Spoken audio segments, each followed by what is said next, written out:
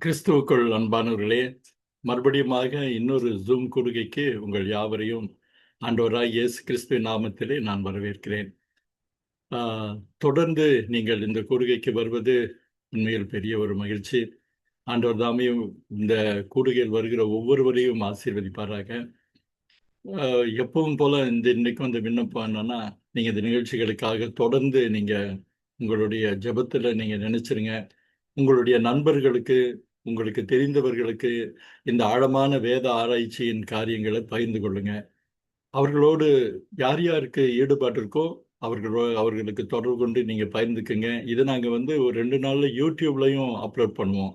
அந்த யூடியூபையும் பார்த்துட்டு, அந்த வீடியோவும் பார்த்துட்டு உங்க கருத்துக்களை வந்து நீங்க அங்கேயும் பதிவு பண்ணலாம். நாம் ஒன்றிணைந்து ஒரு பெருந்திரளான மக்களுக்கு வேதத்தை நோக்கி திரும்ப வைக்கிற ஒரு காரியத்தை நம்ம செய்ய முடியும்னு நான் நம்புறேன். நன்றி.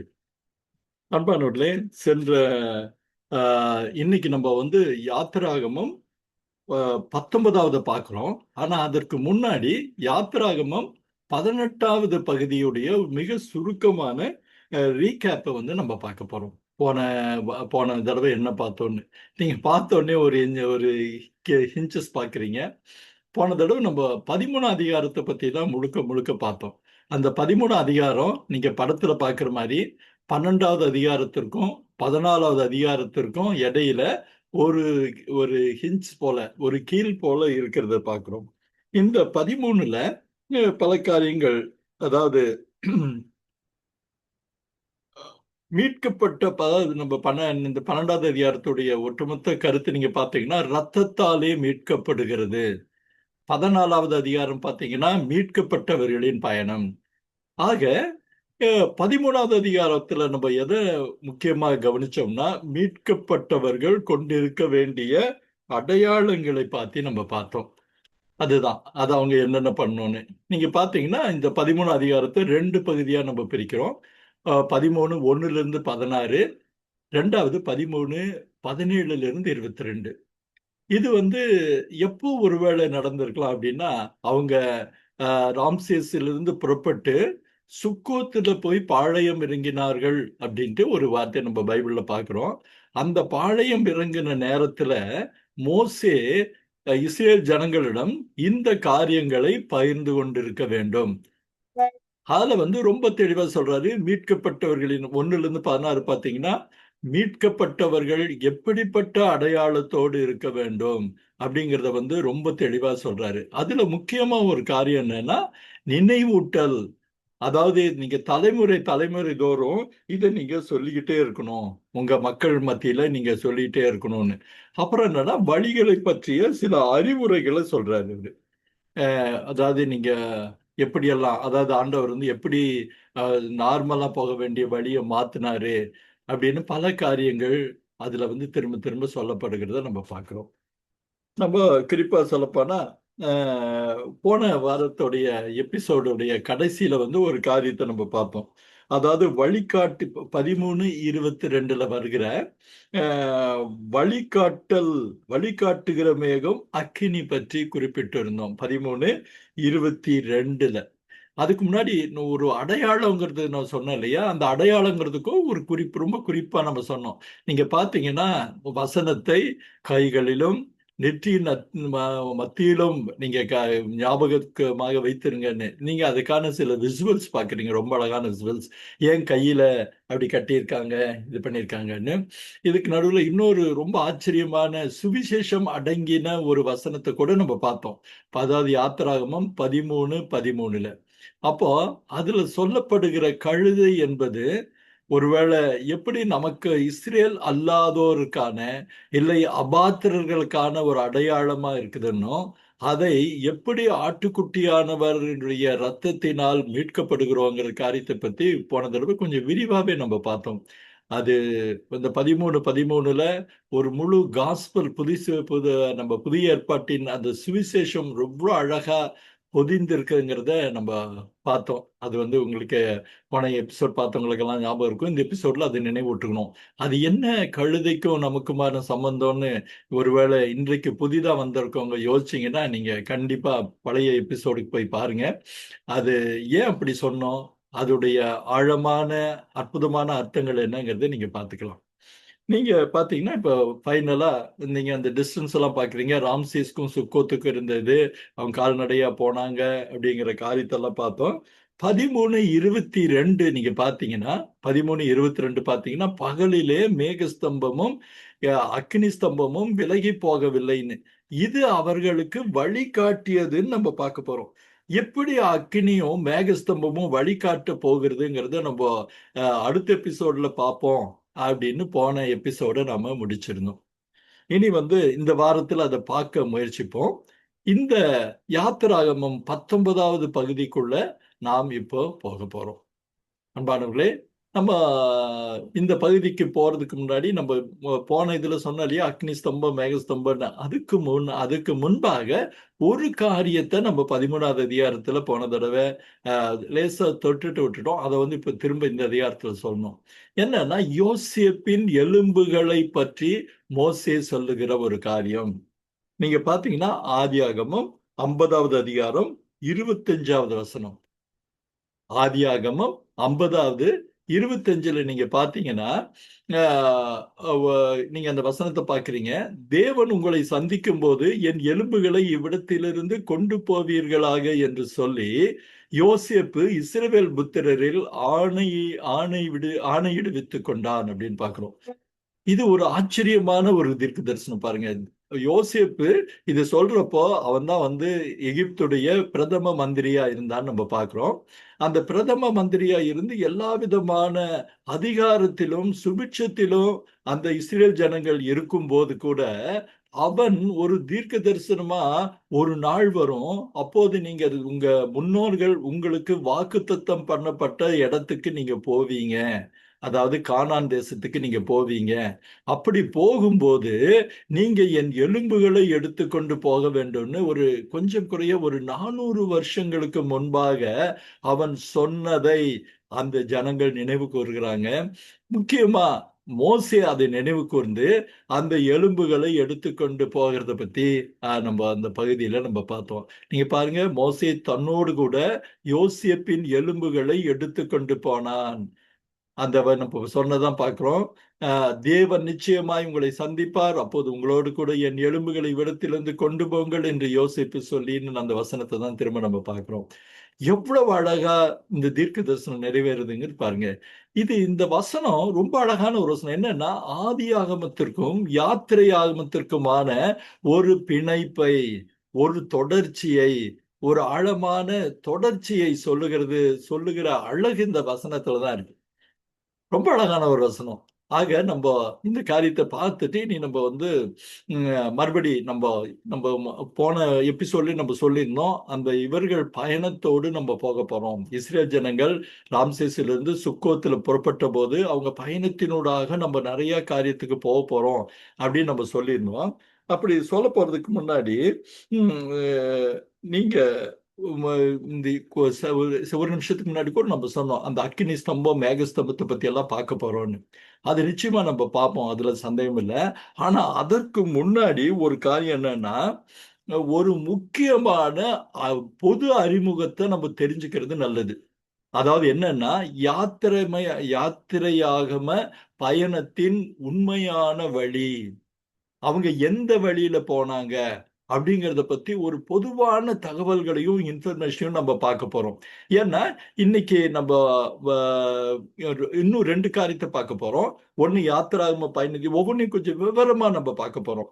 ஏன்னா இது பெரும்பாலும் எந்த தகவல்களும் பெரும்பாலும் இதை பற்றி பேசுகிறவர்கள் மிக குறைவு என்கிறதுனால ஒரு ஆதாரத்தோட பார்க்க போறோம். 2வது, சிவந்த சமுத்திரம்னு வேதாகமத்துல வருதே, அந்த சிவந்த சமுத்திரத்து என்ன, அந்த சிவந்த சமுத்திரத்தை பற்றின ஒரு ஆழமான பார்வை, அதை பற்றி ஒரு தெளிவான ஒரு காரியம்.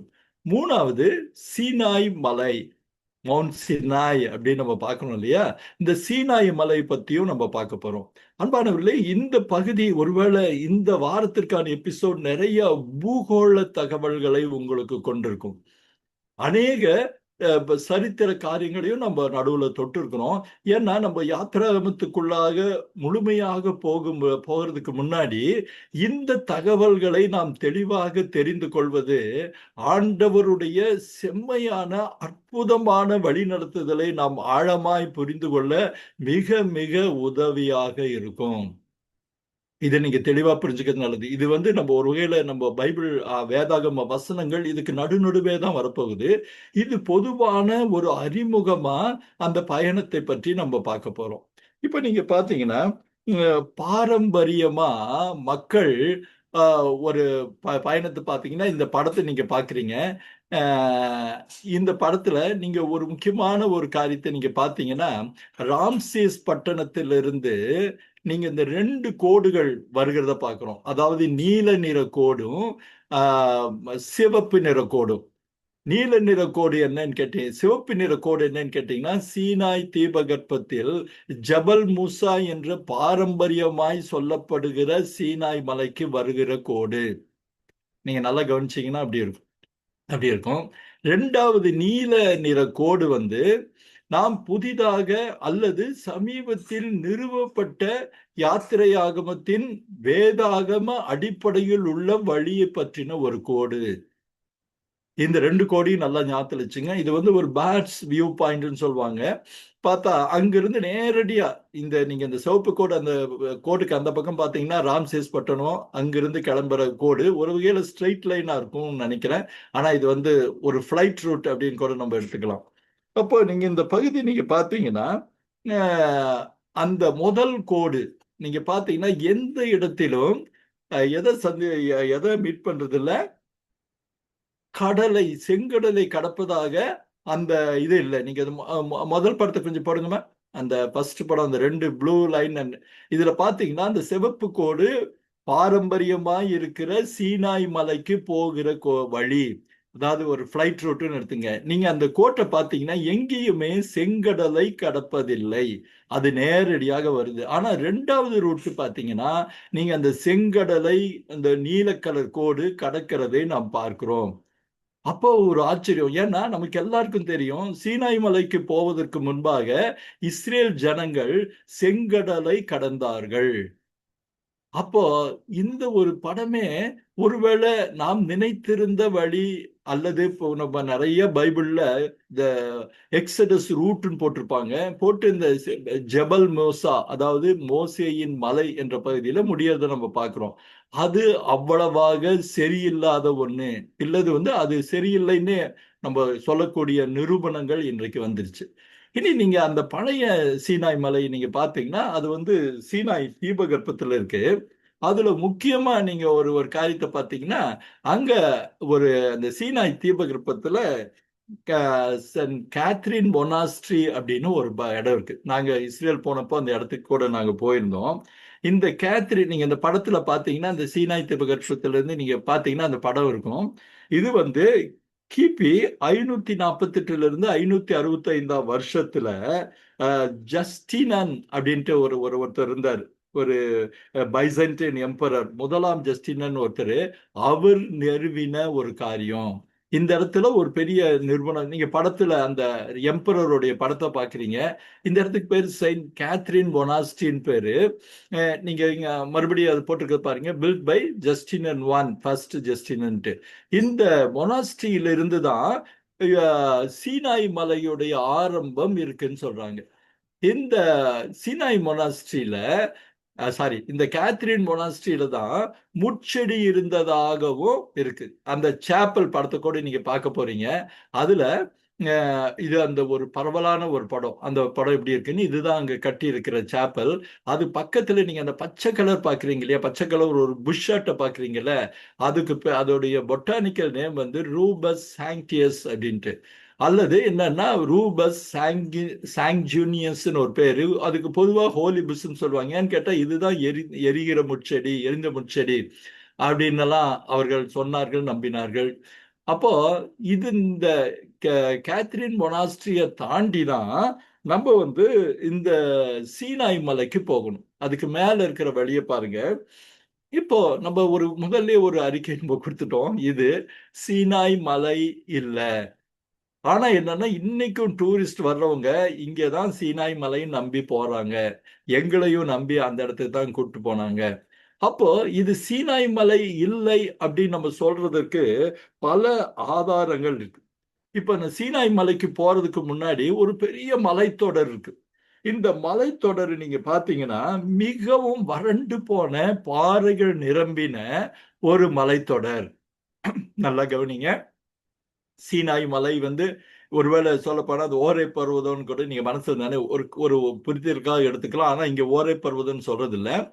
அந்த மலைத்தொடர் வறண்டு போன மலைகள் உள்ள ஒரு தொடர். அப்போ அதுல பூகோள ஆராய்ச்சியில சொல்றாங்கன்னா பல ஆயிரம் வருஷங்களாக எந்த விதமான வெஜிடேஷன், எந்த விதமான புற்பூக்கள் செடிகள் இது எதுவுமே இல்லாம இருந்தது அப்படிங்கிறத நிரூபிச்சிருக்கிறாங்க. ஆனா நம்ம இதுல பார்த்தோம்னா, நம்ம யாத்திராகமத்துல பார்த்தோம்னா இந்த சீனாய் மலையில இஸ்ரேல் ஜனங்கள் கொஞ்சம் குறைய பல மாதங்கள் அளவு தங்கியிருந்தாங்க. அவங்க தங்கியிருந்தது மாத்திரம் இல்ல, அவர்களுடைய கால்நடைகள் மேய்ச்சலுக்கான இடம் இருந்தது.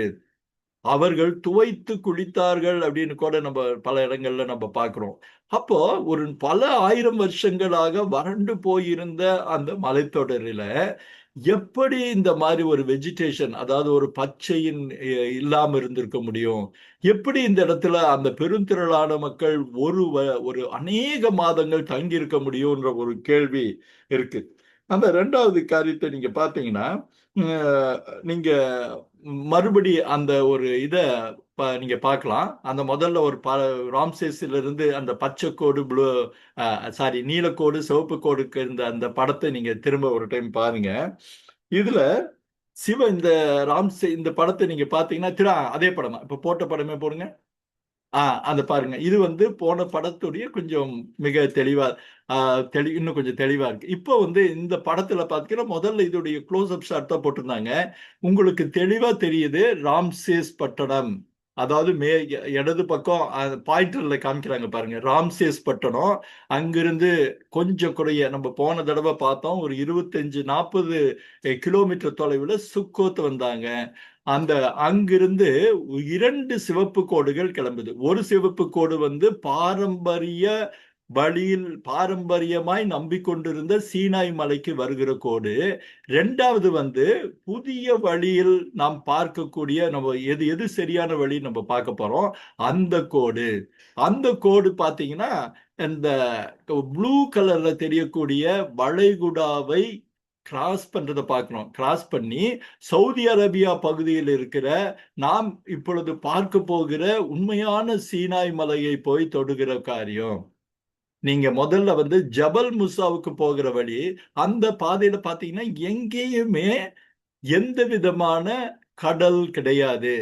உங்களுக்கு பார்த்தா நல்லா தெரியும் இந்த படத்துல. அதனாலதான் இந்த மேப் போட்டிருக்கோம். எங்கேயாவது கடலை கடக்குதான்னு பாத்தீங்கன்னா கிடையாது. இதை முன்பாக சொன்னோம், மறுபடியும் வலியுறுத்த விரும்புகிறோம். ஏன்னா நாம் இந்த யாத்திராகமத்தின் பல பகுதிகளை நாம் தெள்ளத் தெளிவாக புரிந்து கொள்றது மிக மிக மிக நல்லது. அப்போ கடலை கடந்துதான் அவங்க வந்து சீனாய் மலைக்கு போறாங்க. ஆனா சீனாய் தீபகற்பத்திற்குள்ளாக சீனாய் மலை இருக்கிறது என்று நம்புகிற பட்சத்துல எந்த இடத்திலும் அவர்கள் கடலை கடப்பதில்லை. அப்போ இது எப்படி சீனாய் மலையா இருக்க முடியும் அப்படிங்கறத நம்ம பார்க்கிறோம். இப்ப நீங்க அந்த இன்னொரு காரியத்தை கூட பாருங்க. இந்த சீனாய் அந்த அந்த அதே மேப் போடுங்க. இந்த சீனாய் தீபகற்பத்தை பாத்தீங்கன்னா இதுதான் அந்த சீனாய் தீபகற்பம். நீங்க இந்த மேப் பாக்குறீங்க. இந்த தீபகற்பத்திற்கு இடது புறமும் வலது புறமும் செங்கடலின் 2 நீட்சிகள் உண்டு. அவங்க ஆரோ போட்டிருக்காங்க பாருங்க, அது படம். அதாவது இடது பக்கம் இருக்கிறது சுயஸ் வளைகுடா, இரண்டாவது பக்கம் இருக்கிறது அக்கபா வளைகுடா. இந்த 2 வளைகுடாக்கள் அந்த சீனாய் தீபகற்பத்தின் 2 பக்கமும் இருக்கிறத நம்ம பார்க்கிறோம். அது 2 அதற்கு கீழாக கொஞ்சம் குறைய நீங்க பாத்தீங்கன்னா உங்களுக்கு இந்தியாவுடைய தென்னிந்தியாவுடைய மேப் உங்களுக்கு ஒரு வேளை ஞாபகத்துக்கு வரலாம். இந்த பக்கம் அரபிக்கடல், அந்த பக்கம் வங்காள விரிகுடா, கீழே வந்து இந்து மகா சமுத்திரம் இருக்கிறது வந்து பெரும்பாலும் நம்ம மக்கள் எல்லாருக்கும் பழகி போன 3ஆம் கிளாஸ் 4ஆம் கிளாஸ்ல இருந்து தெரிஞ்ச ஒரு விஷயம். இங்க அதையே நீங்க கற்பனை பண்ணிட்டீங்கன்னா அரபிக்கடல் மாதிரி இருக்கிறது சூயஸ் வளைகுடா, வங்காள விரிகுடா மாதிரி இருக்கிறது அக்கபா வளைகுடா, கீழே ப்ளூவா எக்ஸ்டெண்ட் ஆகிறது வந்து சிவந்த சமுத்திரம். அப்ப பார்த்தா இந்த மூன்று பகுதியுமே ஒருவேளை ரெட் சி என்றுதான் அழைக்கப்பட்டாலும் அது இந்த நிலத்திற்குள் வருகிறதுனால அதற்கு இந்த ரெண்டு விரல் போன்ற பகுதிகளுக்கு ஒரு இடது பக்கம் இருக்கிறதுக்கு சுயஸ் வளைகுடானோ வலது பக்கம் இருக்கிறதுக்கு அக்கபா வளைகுடானோ அழைக்கிறாங்க. இப்ப நீங்க இந்த காரியத்தை பாருங்க. வேதம் மறுபடி சொல்றேன், திரும்ப திரும்ப சொல்றதுக்கான காரணம் அதை நீங்க முழுமையாக தெளிவாக புரிஞ்சுக்கணும். வேதம் தெளிவா சொல்லுது, அவர்கள் செங்கடலை கடந்து சீனாய் மலைக்கு போகிறார்கள். அதுதான் ஆண்டவர் செய்த பெரிய அற்புதம் கூட நமக்கு தெரியும் இல்லையா? அப்போ அது எப்படி, அப்போ உண்மையான வழி எப்படியா இருந்திருக்க முடியும் அப்படிங்கிறத நம்ம பார்க்க போறோம். ஒருவேளை நீங்க அந்த சிவப்பு கோடுல ஆரம்பத்துல பார்த்தா பல பேர் என்ன நம்புறாங்கன்னா, இன்னைக்கும் நினைச்சிட்டு இருக்காங்க, இந்த ராம்சேஸ்ல இருந்து அங்கிருந்து வர்றப்போ பல நீர் நிலைகள் உண்டு. ரொம்ப நீங்க இந்த இந்த படத்துல பாத்தீங்கன்னா ரொம்ப நுணுக்கமா இருக்கும். அதாவது இந்த சால்ட் லேக், பிட்டர் லேக் என்றெல்லாம் இருக்கும். அந்த பகுதியில் வழியாக ஒருவேளை அவர்கள் வந்திருக்க கூடும். அதுதான் செங்கடலை கலந்ததுன்னு சொல்லக்கூடிய ஒரு ஒரு ஒரு சில பேர் உண்டு. ஆனா அது அப்படி இல்லை. ஏன்னா செங்கடல் வேற, அந்த சால்ட் லேக், பிட்டர் லேக் என்று சொல்லக்கூடிய ஏரிகள் வேற. ஏன்னு கேட்டா வேதத்துல என்ன சொல்லுது, செங்கடலில் பார்வோனின் சேனைகள் முழுகடிக்கப்பட்டார்கள், ஒருவர் கூட தப்பிக்கவில்லைன்னு. ஆனா நீங்க அந்த பிட்டர் லேக்ஸ் சொல்லி அங்க தெளிவா தெரியறத பாருங்க. நீங்க ஒருவேளை அந்த ஸ்கிரீன்ல அந்த பாயிண்டர்ல காமிக்கிறாங்க பிட்டர் லேக்ஸ்ன்னு. இது வந்து பெரிய ஏரி, புஷ் வளர்ந்த ஏரி. இந்த ஏரி வழியாக வந்ததை தான் செங்கடல்னு ஒருவேளை மக்கள் சொல்றாங்களோன்னு சொல்லக்கூடிய குறிப்பாளர்கள் உண்டு, ஆய்வாளர்கள் உண்டு. ஆனா அது ஒரு நாளும் இல்லை. ஏன்னா இந்த ஏரி வந்து ஒரு 12 அல்லது 13 அடி ஆழமுள்ள ஏரியில திறம்பட இருக்கிற பார்வோனின் சேனை அத்தனை பேரும் முழுகடிக்கப்படுவதற்கு வாய்ப்பே கிடையாது. ஆக இந்த வழி அமையறதுல, இந்த வழி இருக்கு நம்ம சொல்றதுல ஒரு பெரிய தவறு இருக்கு அப்படின்னு சொல்லி நம்ம புரிஞ்சுக்கலாம். சரி, இப்ப நம்ம உண்மையான வழிக்குள்ள போகிறப்போ நம்ம அடுத்து ஒரு சில காரியத்தை நம்ம பார்க்கிறோம். இப்ப நமக்கு நல்லா தெளிவா தெரிஞ்சிருச்சு, நம்ம பைபிள்ல அநேக வேதாகமத்துல யாத்திராகம வழி அப்படின்னு போட்டு இருக்கிற வழி வந்து சரியான வழி அல்ல. ஏன்னா அது அந்த ஜபல் முசாவை அடிப்படையாக வைத்து சீனாய் தீபகற்பத்தில் இருக்கிற அந்த சீனாய் மலையை சுட்டி காட்டுகிறதா இருக்குது. ஆனா அது சீனாய் மலையே இல்லைங்கிறதுக்கு நம்ம பல ஆதாரங்களை பார்த்தோம். இனியும் நம்ம போக போக பார்ப்போம். அப்போ அந்த சிவந்த சமுத்திரம் அப்படின்னு ஒரு வார்த்தை நம்ம பார்த்தோம் இல்லையா, சமுத்திரத்தை கடந்தாங்கன்னு. அதை பற்றி செங்கடல்னு ஒரு இடத்துல போட்டுக்கிறாங்க.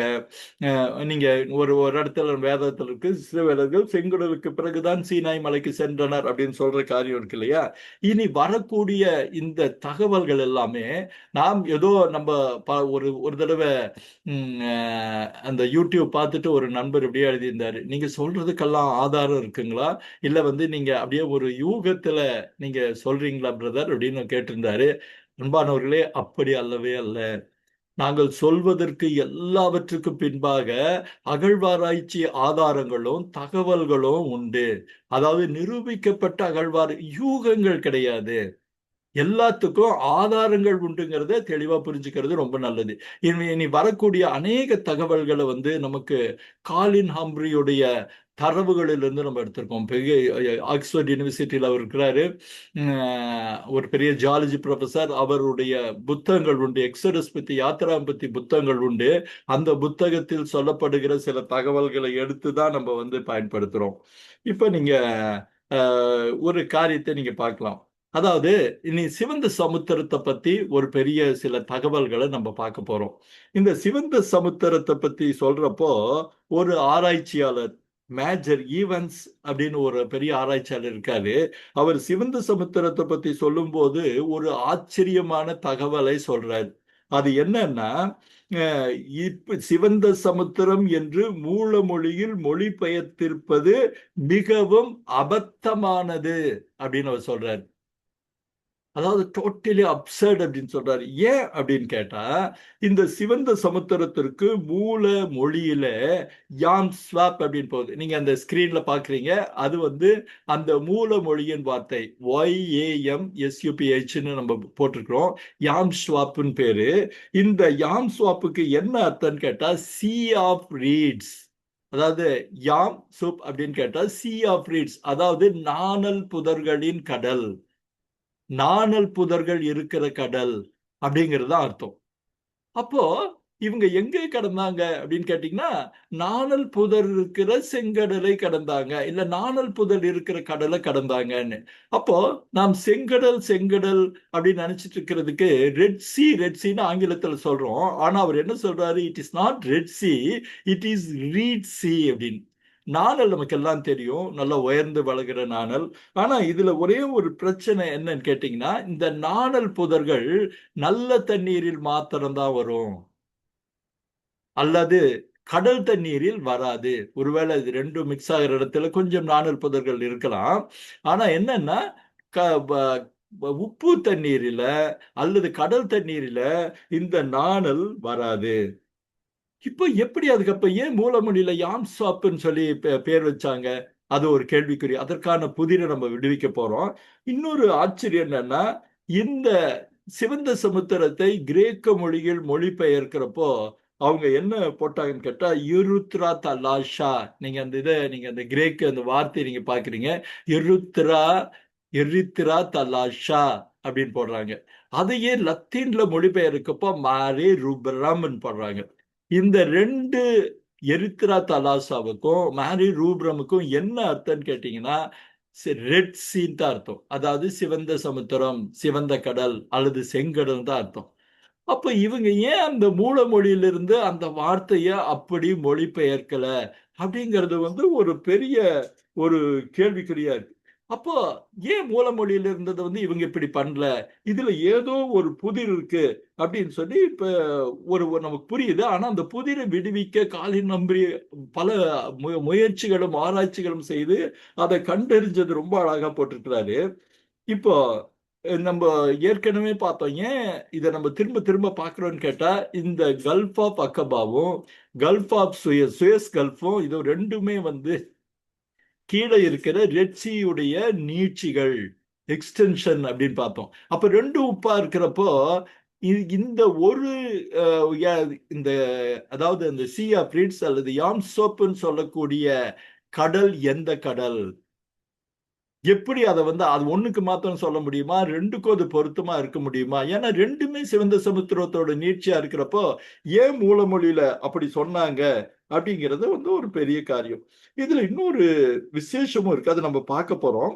இன்னொரு விசேஷம் என்னன்னா, எண்ணாகமம் 21:14, உபாகமம் 2:1, அதுலயும் நீங்க வந்து மூலமொழியில பாத்தீங்கன்னா யாம் சுவாப்னே போட்டிருக்காங்க. அப்போ அது ரெண்டுமே இப்படி சொன்னா ஒருவேளை செங்கடலை தான் அப்படி குறிப்பிடுறாங்களோ, இதை தான் குறிப்பிடுறாங்களோ அப்படின்னு சொல்லி பார்க்கிறப்போ இந்த ஒரு காரியத்தை மக்கள் கெஸ் பண்ணாங்க. என்னன்னா, இந்த கல்ஃப் ஆஃப் அகபா, அதாவது அகபா வளைகுடாவிலையும் இந்த பகுதியிலும் கரையோரத்துல பவளப்பாறைகள் உண்டு. நீங்க பவளப்பாறைகளுடைய படத்தை பாக்குறீங்க. இந்த பவளப்பாறைகள் சிவப்பு நிறங்கிறது நமக்கு எல்லாருக்குமே தெரிஞ்ச ஒரு காரியம். நீங்க பாக்குறீங்க இங்க. இது வந்து அந்த லோ டைட் ஹை டைட், அதாவது உங்களுக்கு தெரியும் இந்த பௌர்ணமி அமாவாசை சமயத்துல லோ டைட் ஹை டைட்னு கடல் அலைகளோட உச்சமும் குறைவும் இருக்கிறத பாக்குறோம். அந்த நேரத்துல இந்த பவளப்பாறைகள் இருக்கிறது நிமித்தம் அந்த கடல் பகுதி சிவப்பாக இருப்பதினால் ஒருவேளை செங்கடல் அப்படின்னு சொல்றாங்களோ அப்படின்னு சொல்லி அவங்க நினைச்சு கொண்டிருந்த காரியங்கள் உண்டு. ஆனா அது வெளிர் சிவப்பா தெரியும் அப்படின்னு. அப்போ இவ்வளவு இருந்தாலும் யாம் சோப்புக்கான அர்த்தம், அதாவது மூலமொழிக்கான அர்த்தம் எப்படி அப்படின்னு இருக்கிறப்போ ஒரு காரியத்தை கண்டுபிடிக்கிறாங்க. அதாவது என்னன்னா, இந்த கல்ஃப் ஆஃப் அக்கபாவில் நீங்க அந்த யாம்சாப்புடைய அந்த மூலமொழியை பார்க்குறீங்க. நீங்க அந்த கல்ஃப் ஆஃப் அக்கபாவுடைய துவக்கத்துல ஆரம்பத்துல அல்லது தலைப்பகுதியில நல்லா போய் பார்த்தீங்கன்னா நீங்க அந்த பாயிண்டர் கூட காமிக்கலாம். கல்ஃப் ஆஃப் அக்கபாவுடைய அந்த ஹெட் போர்ஷன்ல பார்த்தா ஒரு ஆச்சரியத்தை பார்த்தார்கள். அந்த ஆச்சரியம் என்னன்னு கேட்டீங்கன்னா, அங்க வந்து ஒரு நன்னீர், அந்த அவங்க காமிக்கிறாங்க பாருங்க பாயிண்ட்ல, அந்த இடத்துல ஒரு குட்டி நன்னீர் ஏரி இருந்தது. அவங்க அந்த பாயிண்டர்ல சுட்டி காமிக்கிற இடத்துல ஒரு நன்னீர் ஏரினா உப்பு தண்ணி இல்லாத ஒரு சாதாரண ஒரு ஏரி இருந்தது. அந்த ஏரியில ஏகப்பட்ட நாணல் புதர்கள் இருந்தது. அந்த படத்தை கூட உங்களுக்கு காமிக்க போறாங்க. அப்போ அந்த பகுதியிலிருந்து வந்த, அதுக்கப்புறம் தான் அந்த கடல் பகுதி எக்ஸ்டெண்ட் ஆகுது.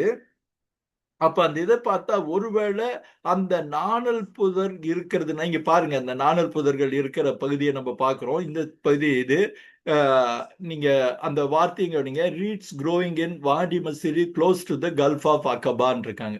அப்போ கீழே உப்பு கடலா இருக்கு, மேல் பகுதி அந்த நல்ல தண்ணீர் காரணமாக அந்த நாணல் புதர்கள் வந்திருக்கிறதுனால ஒரு உண்மை நமக்கு புரியுது. அப்படின்னா இந்த கல்ஃப் ஆஃப் அக்கபா தான் யாம் சூப்புக்கான பொருத்தமான ஒன்றாக இருக்க முடியும். புரியுதுங்களா? ஏன்னா ஏன் யாம் சூப்புன்னு சொல்றாங்கன்னா, நாணல் புதர்கள் உள்ள கடல்னு பார்த்தோம். அப்போ இந்த வேதத்துல எங்கெங்க யாம் சூப்புன்னு சொல்றாங்களோ அது எல்லாம் வேற இல்ல, இந்த அக்கபா வளைகுடாவை மாத்திரம் குறிக்கிற ஒரு காரியம். ஏன்னா அதுதான் வந்து இந்த ரெண்டு காரியத்திற்கும் பொருத்தமா இருக்கு. ஒண்ணு என்ன, செங்கடல் பவளப்பாறைகள் இருக்கிறதுனால சிவப்பா ஒளிர்ற ஒரு காரியம். ரெண்டாவது நாணல் புதர்கள் இருக்கிறதுனால ஆஹ், நாணல் புதர்கள் இருக்கிறதுனால அந்த யாம்சப்ன்ற பேரு இந்த கல்ஃப் ஆஃப் அக்கபாவுக்கு அல்லது அக்கபா வளைகுடாக்கு ரொம்ப பொருத்தமா இருக்கும். அப்போ வேதத்தில் அவர்கள் கடந்தார்கள் என்று சொல்லப்படுகிற ஒரு காரியம் நிச்சயமாக எந்த வழியா இருந்திருக்க முடியும்? கல்ஃப் ஆஃப் அக்கபாவா தான் இருந்திருக்க முடியும். அன்பானவர்களே, ரொம்ப ஒரு ஜியாகிரபி கிளாஸ் மாதிரி இருந்தா நீங்க, ஆனா இப்ப விளங்குது இல்லைங்களா? அப்போ இதுல பாத்தீங்கன்னா அவங்க, நீங்க நீ இந்த பயண காரியத்தை பாத்தீங்கன்னா, அவர்கள் சுக்கோத்திலிருந்து பிரயாணப்பட்டு வனாந்திரத்தின் ஓரமாய் எத்தாமிலே பாளையம் இறங்கினார்கள். உங்களுக்கு நல்லா ஞாபகம் இருக்கும், அவங்க ராம்சேஸ்ல இருந்து சுக்கோத்து வந்தாங்க. சுக்கோத்துல பாளையம் இறங்கிட்டு அவங்க அங்கிருந்து எத்தாமில், அப்ப எத்தாம்ன்ற ஒரு பகுதி கொஞ்சம் குறைய இந்த கல்ஃப் ஆஃப் அக்கபா, அதாவது அக்கபா வளைகுடா பகுதியில் அந்த இடப்புறத்தில் உள்ள ஒரு பகுதியா இருக்கும். ஏன்னா இந்த பக்கம் சவுதி அரேபியா வந்தது, கல்ஃப் ஆஃப் அக்கபாவுடைய நம்ம பார்க்கும்போது வலப்பக்கத்துல சவுதி அரேபியா வந்துருது. அப்ப இடப்பக்கத்துல பாத்தீங்கன்னா அந்த பகுதியில தான் ஏத்தாம் இருக்கும். இந்த ஏத்தாம் வந்து என்ன ஒரு விசேஷம் கேட்டீங்கன்னா, நீங்க பழைய அந்த யாத்திராகம மேப் எல்லாம் பாத்தீங்கன்னா ஏத்தாம், அப்புறம் வரிசையா வரக்கூடிய பல பெயர்கள் இருக்கு இல்லையா, அந்த பெயர்கள் எல்லாம் போட்டு கேள்விக்குறி போட்டிருப்பாங்க. ஏன்னா அது அந்த இடத்தில் இருந்ததாக நிச்சயமாக அவர்களால் சொல்ல முடியல. ஆனா அந்த புதிய வழியில் பார்க்கும்போது, அல்லது இந்த இஸ்ரவேல் ஜனங்கள் அக்கபா வளைகுடாவை தான் கடந்திருக்கிறார்கள் பார்க்கிறப்போ, இப்ப நம்ம தைரியமா அந்த அக்கபா வளைகுடாவுடைய இடது புறத்தில் இந்த பெயர்களை நாம் குறிக்க முடியும். நீங்க பாத்தீங்கன்னா அந்த ஏத்தாம், நீங்க அந்த ஏத்தாம்னு ஒரு காரியம் இருக்கு பாருங்க. பார்த்துட்டு நீங்க இந்த ஏத்தாம் கிட்ட வரப்போ ஆண்டவர் வழியை மாற்றுகிறார். நீங்க இது வந்து நல்லா தெளிவா நம்ம புரிஞ்சுக்கிறது ரொம்ப ரொம்ப அவசியம். நீங்க பாத்தீங்கன்னா 13வது அதிகாரத்துல நம்ம ஒரே வார்த்தையில் ஆண்டவர் சொல்றாரு, பார்வோன் ஜனங்கள் மனமடிந்து தேவன் அவர்களை அந்த வழியாக நடத்தாமல் சிவந்த சமுத்திரத்தின் வனாந்திர வழியாக, அதாவது 13வது அதிகாரம் 18வது வசனம் சொல்றது, சிவந்த சமுத்திரத்தின் வனாந்திர வழியாய் ஜனங்களை சுற்றி போக பண்ணினார். அன்பானவர்களே, இப்போ நாங்க புரியுதுங்களா? ஏன்னா நீங்க அந்த சிவந்த சமுத்திரத்தை அந்த மேப்ல நீங்க பாத்தீங்கன்னா, அந்த சிவந்த சமுத்திரத்தின் ஓரத்தில் இருக்கிற வனாந்திர வழியாக கீழே இறங்கி போக பண்ணுகிறார். அந்த மேப் உங்களுக்கு இப்ப போட்டு காமிப்பாங்க. ஏன்னா அவர்கள் போக வேண்டிய வழி என்னன்னு கேட்டா, அந்த ஏத்தாமை தொட்டு அந்த கல்ஃப் ஆஃப் அக்கபாவுக்கு மேலாக கானான் தேசத்திற்கு போகிற வழியில் போகாமல் நேரெதிரடியாக சொல்லப்போனா ஒரு 90 டிகிரி இந்த கல்ஃப் ஆஃப் அக்கபாவுடைய இடதுபுற, அதாவது நம்ம அந்த படத்தை பார்த்துட்டு இருந்தோம்னா இடதுபுற கரையோரமாக அவர்கள் இறங்குகிறத நம்ம பார்க்கிறோம். அந்த மேப் நீங்க பாப்பீங்க. அப்போ வேதாகமத்தில் சொல்லப்பட்ட காரியம் இதோடு மிக நன்றாக ஒத்து போகிறத நம்ம பார்க்கிறோம். நீங்க குறிப்பா நீங்க பாத்தீங்கன்னா யாத்திராகமம் 14வது அதிகாரம் 9வது வசனத்துல சிவந்த சமுத்திரத்தை சிவந்த சமுத்திரத்தை சுற்றி போக பண்ணினார். நீங்க வந்து 14:9 மறுபடியும் கூட நீங்க பார்க்கலாம். 14:9 சொல்லுது, பார் அவர்கள் சிவந்த சமுத்திரத்தைன்னு ஒரு வார்த்தை இருக்குது. அப்போ நீங்க சீனாய் தீபகற்பத்துல ஜபல் மூசாக்கு வந்திருந்தா அங்க சிவந்த சமுத்திரம் என்ற வார்த்தைக்கு அர்த்தமே இல்லாம இருக்கு. ஏன்னா சிவந்த சமுத்திரம் இந்த பக்கம் இருக்குது, அந்த பக்கம் இருக்குது. ஆனா இவர்கள் சிவந்த சமுத்திரத்தை சுற்றி போக பண்ணினார்கள் அப்படின்ற ஒரு வார்த்தைக்கு வந்து அர்த்தமே கிடையாது. அப்போ அவர்கள் அங்கிருந்து கீழே இறங்கி அந்த கல்ஃப் ஆஃப் அக்கபா ஓரமாக அவர்கள் எங்க வந்து வராங்கன்னு கேட்டா அந்த ஓரமாக நௌபியா பீச் என்று சொல்லப்படுகிற இவங்க ஸ்கிரீன்ல உங்களுக்கு காமிக்க போறாங்க. அந்த நௌபியா பீச் என்ற பகுதிக்கு வருகிறார்கள். இந்த நௌபியா பீச்சுக்கு வந்து என்னன்னு கேட்டா நீங்க ஒரு காரியத்தை நீங்க தெளிவா புரிஞ்சுக்கிறது நல்லது. இந்த சமுத்திரம் கல்ஃப் ஆஃப் அக்கபாவுடைய மேற்கு பகுதி, அதாவது இடப்புறம் வந்து பலவிதமான மலைகள் உள்ள ஒரு பகுதி. மலைகள் சொல்றப்போ நீங்க வாடிஸ் அப்படின்னு சொல்லுவாங்க. நீங்க படத்துல பிள்ளைங்களை வரைய சொன்னா 2 படம் போடுவாங்க பாத்தீங்கன்னா, 2 முக்கோணம் அட்டை போட்டுருவாங்க. இது ஒரு மலை, அது ஒரு மலைன்னு. அப்ப நடுவில் இருக்கிற பகுதிக்கு வாடிஸ் அப்படின்னு பேரு. இப்படிப்பட்ட வாடிகள் நிரம்பி இருக்கிற பகுதி. நீங்க அந்த நௌபியா பீச்சுடைய படத்தை உங்களுக்கு இப்ப காமிப்பாங்க. அதுல நீங்க பாத்தீங்கன்னா சுற்றி வர இருக்கிற அநேக வாடிகள், அந்த வழிகள், அதாவது மலை 2 மலைகளுக்கு இருக்கிற இடங்கள் வந்து அந்த நௌபியா பீச் என்ற பகுதியிலே வந்து சேருது. அந்த படத்தை போடுங்கப்பா, அந்த நௌபியா பீச் அந்த படத்தை. அங்கே அவர்கள் தங்கி இருக்கிறாங்க. இப்ப இவங்க கீழே இறங்கி வர்றப்போ ஒரு பெரிய ஒரு காரியம் என்ன நீங்க பாத்தீங்கன்னா, அவர்களுக்கு இப்ப இந்த வழி வந்து மோசேக்குமே ஒரு புதுமையான ஒரு வழிதான். ஏன்னா மோசே மீதியானுக்கு போன போது அவன் எந்த வழியில போனான்? சிவந்த சமுத்திரத்தை தொட்டுட்டே போகல. ஆனா இப்போ என்னன்னு கேட்டா சிவந்த சமுத்திரத்தை தொட்டு கொண்டு வரான். அப்போ ஒருவேளை மோசே நினைத்திருக்கணும். ஏன்னா ஆண்டவர் சொல்றாரு இல்லையா, நீ வந்து இஸ்ரேல் ஜனங்களை அழைத்து கொண்டு சீனாய் மலையில் வந்து ஆராதிப்பாய் என்பதற்கு அது எதுவே அடையாளம் நம்ம சொன்னது ஒருவேளை பலருக்கு ஒருவேளை நினைவு இருக்கலாம்னு நான் நம்புறேன்.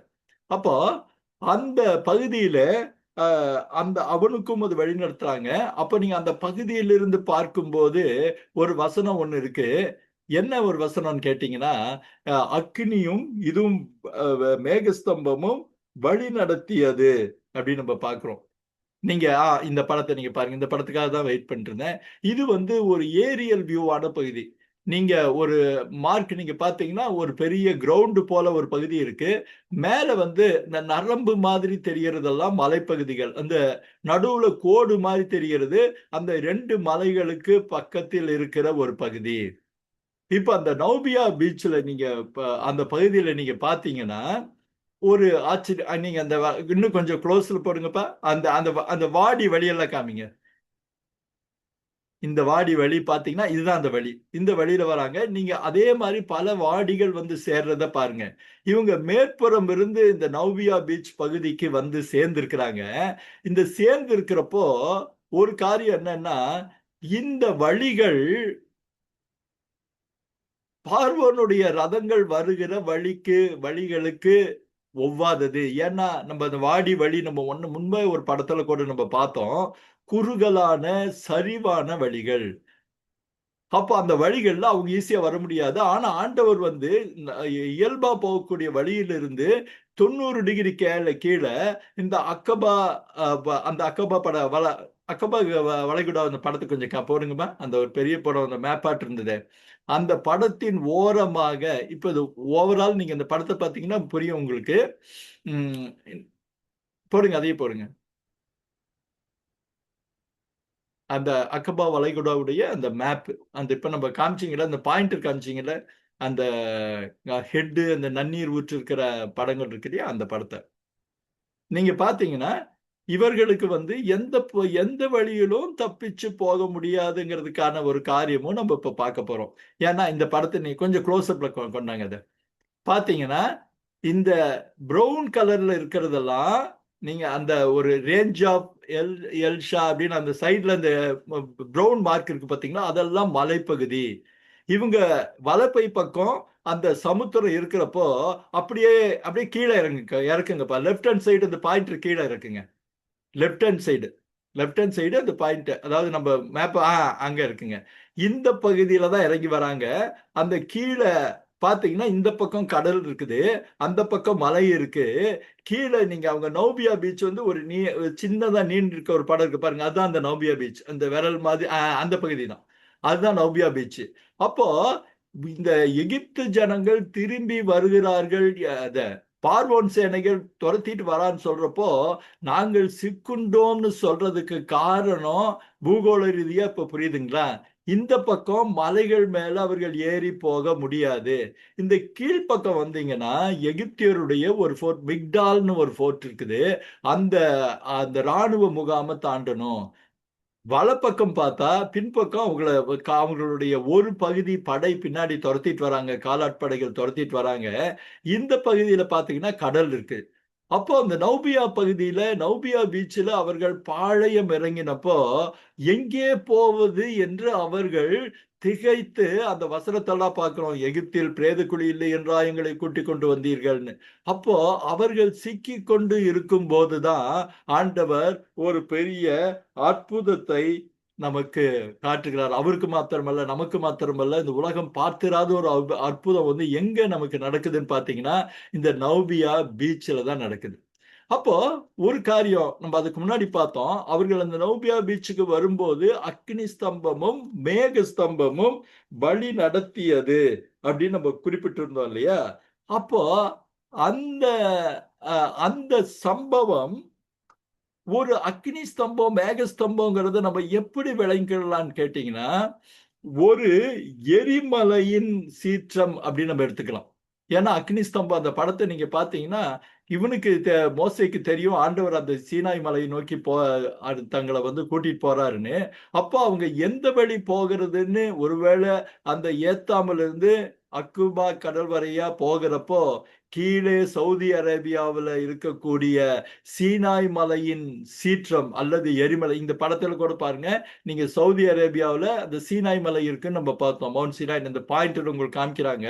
அங்க அந்த எரிமலை குழம்பு, எரிமலை அந்த சீற்றம் இந்த செங்க கல்ஃப் ஆஃப் அக்கபா, அதாவது அக்கபா வளைகுடாவின் இடது பக்கத்தில் வருகிறவர்களுக்கு தெள்ள தெளிவாக தெரிகிறது. அதுதான் அக்னி ஸ்தம்பம். இந்த 78ஆம் சங்கீதம் 14வது வசனத்துல ஒரு வசனத்தை நம்ம பார்த்தோம் போன தடவை. அக்னி வெளிச்சமும் ஸ்தம்பமும் மேகமும் எங்களை வழி நடத்தினதுன்னு. அப்ப வழி நடத்துதல்னா அவங்களுக்கு இங்கிருந்து பார்க்கிறப்போ, அதாவது இந்த நௌபியா பீச்சுக்கு வர்றதுக்கு முன்னாடி அவர்கள் எதை பார்த்து வரார்கள்னா, நீங்க பாக்குறீங்க இந்த அந்த எரிமலை. இது வந்து ஒரு டிபிக்கல் எரிமலையுடைய புகை கக்கிற ஒரு படம். இந்த படம் எப்படி தெரியும்னு கேட்டீங்கன்னா, உங்களுக்கு ஒரு ஒரு நிறைய கிலோமீட்டருக்கு அப்பாலேயே இது தெரியும். ஏன்னா இந்த மேகம் மேல நீங்க இந்த புகையோட இது இருக்கு இல்லையா, அது வந்து எவ்வளவுன்னு கேட்டா கொஞ்சம் குறைய ஒரு எத்தனையோ ஒரு ஒரு ஒரு கிலோமீட்டருக்கு மேல, எனக்கு அந்த என்ன எவ்வளவு உயரம்னு என்னால சொல்ல முடியல. ஆனா என்ன சொல்றாங்கன்னா, ஒரு நிறைய தூரத்துல இருந்து ஒரு 8-9 மைல் தூரத்தில் இருந்து 10-12 கிலோமீட்டர் தூரத்தில் இருந்தாலுமே அவர்களுக்கு அது தெரியும். அங்க சுற்றி இருக்கிறவர்களுக்கு தெரியும். அப்ப அவங்க சீனாய் மலைக்கு போறேன்னு தெரியும். அப்போ அந்த சீனாய் மலையிலிருந்து கக்கின நெருப்பும் அல்லது கருமேகமும் அவர்களுக்கு அவர்களை நோக்கி அவர்களை வருவிக்கிற காரியமாக இருந்தது அப்படின்னு பார்க்கிறோம். இப்போ இன்னொரு முக்கியமான ஒரு காரியத்தை நம்ம பார்ப்போம். நீங்க ஒரு காரியத்தை இப்போ என்ன திடீர்னு சீனாய் மலை வந்து எரிமலை அப்படின்னு சொல்றாங்களே அப்படின்னு நீங்க நினைச்சீங்கன்னா அதற்கான ஆதாரங்களை நம்ம பார்க்க போறோம். ஏன்னா எப்படி திடீர்னு மேகஸ்தம்பம் நம்ம பல பல நேரத்தில் அன்பானவர்களே ஒரு காரியத்தை நான் பகிர்ந்துக்கணும். நம்ம அந்த 10 கமாண்ட்மெண்ட்ஸ் பார்த்து பார்த்து நம்ம எல்லாரும் ரொம்ப ரசிச்சு சிசில்பி டிமிலியோட அந்த பெரிய பிரம்மாண்டமான படைப்பை பார்த்திருப்போம். அதுல அக்னி ஸ்தம்பம் மேக ஸ்தம்பம்னு வர்றப்போ நம்ம வந்து ஒரு பெரிய ஒரு இன்னைக்கு நம்ம ஏஐல அதெல்லாம் ரொம்ப சாதாரணமாயிடுச்சு. அந்த படங்களை பார்த்து அதுதான் அப்படின்னு நினைச்சிட்டு இருக்கிறோம். அதாவது திடீர்னு. ஆனா யதார்த்தத்துல நீங்க பார்க்கிறப்போ இது ஒரு படத்தை பார்க்கறீங்க, ஒரு எரிமலையோட சீற்றத்தோட படத்தை பார்க்கறீங்க. இது மேலே பல கிலோமீட்டர் உயரத்திற்கு வருகிற அக்கினி ஜுவாலையாக இருக்குது. அப்போ இது எங்கிருந்து பார்த்தாலும் தெரியும். அப்போ இந்த சீனாய் மலை எரிமலை தானா அப்படின்னு இப்போ ஒரு பலருக்கு ஒருவேளை ஒரு சந்தேகம் வரும். இப்ப நீங்க பார்த்தீங்கன்னா, இதுக்கு முன்னாடி ஒரு சின்ன அறிமுகத்தை பார்த்துட்டா நல்லா இருக்கும். நம்ம யாத்திராகமம் 3:1ல நம்ம ஒரு காரியத்தை பார்த்தோம். தேவ பர்வதம், தேவ பர்வதமாகிய ஓரேப் மலை அப்படின்னு பார்த்தோம். அப்போ அதாவது மவுண்டன் ஆஃப் காட் அப்படின்னு நீங்க ஒருவேளை நீங்க அந்த யாத்திராகமம் 3வது அதிகாரத்துல பார்த்தீங்கன்னா, தேவ பர்வதமாகிய ஓரேப் மலை மட்டும் தன் ஆட்டு மந்தைகளை மேய்த்து கொண்டு மோசே போனான்னு இருக்கும். அப்போ பல இடங்கள்ல வேதத்துல ஒரு பெயர் சொல்லப்படுகிறப்போ அதற்கான காரணம் இருக்கும். ஆனா முதல் தடவையா இங்க என்ன சொல்றாங்க, தேவ பர்வதம் அப்படின்னு ஒரு வார்த்தை மாத்திரம் பயன்படுத்துறாங்க. Mountain of God. ஏன் மவுண்டன் ஆஃப் காட் பைபிள்ல விளக்கம் சொல்ல. ஆனா ஒரு பொதுவான ஒரு புரிந்து கொள்ளுதல் என்னன்னா, எந்தெந்த இடத்துல எந்தெந்த மலைத்தொடர்கள்ல எரிமலை இருக்கிறதோ, நல்லா கவனிங்க, எந்தெந்த மலைத்தொடர்கள்ல எரிமலை இருக்கிறதோ அந்த மலைகள் எல்லாம் மவுண்டன் ஆஃப் காட் என்று உலகம் முழுக்க அழைக்கப்பட்டன. இது நீங்க நல்லா தெளிவா ஆழமா புரிந்து கொள்ள வேண்டிய ஒரு காரியம். இதற்கு நம்ம பல உதாரணங்கள் சொல்ல முடியும். இங்க பாத்தீங்கன்னா மவுண்ட் எத்னா அப்படின்னு சொல்லி சிசிலி இத்தாலியில இருக்கிற எரிமலையை பாக்குறீங்க. இந்த மலையை அவர்கள் தேவ பர்வதமாக நினைக்கிறார்கள். நல்லா கவனிங்க, இந்த மவுண்ட் எட்னாவுடைய இது. அதே வண்ணமாக ஜப்பான்ல நீங்க பாத்தீங்கன்னா மவுண்ட் ஃபியூஜி அப்படின்னு ஒண்ணு இருக்கு. அதை அவர்கள் மவுண்டன் ஆஃப் காடாக நினைக்கிறார்கள். அப்போ ஒரே பர்வதத்தை மவுண்டன் ஆஃப் காட் என்று அவர்கள் சொல்லும்போது நீங்க பாக்குறீங்க, அந்த எட்னாவுடைய இன்னொரு படத்தை பாக்குறீங்க. இது மவுண்ட் ஃபியூஜி, ஜப்பான்ல இருக்கிற எரிமலை. இந்த 2 மலைகளையும் தேவ பர்வதம்னு அங்க இருக்கிற மக்கள் அழைக்கிறாங்க. அதற்கான பொதுவான ஒரு காரணம் என்னன்னா, தேவ பர்வதம் என்று அழைக்கப்படுகிற மலைத்தொடர்களில அல்லது மலையில நிச்சயம் எரிமலை இருந்தது, இருக்கிறது. அதுதான் உண்மை. அப்ப இந்த ஓரே பர்வதத்துல இருக்கிற எரிமலை என்ன எரிமலை? சீனாய் எரிமலை அப்படின்னு நம்ம பார்க்கிறோம்.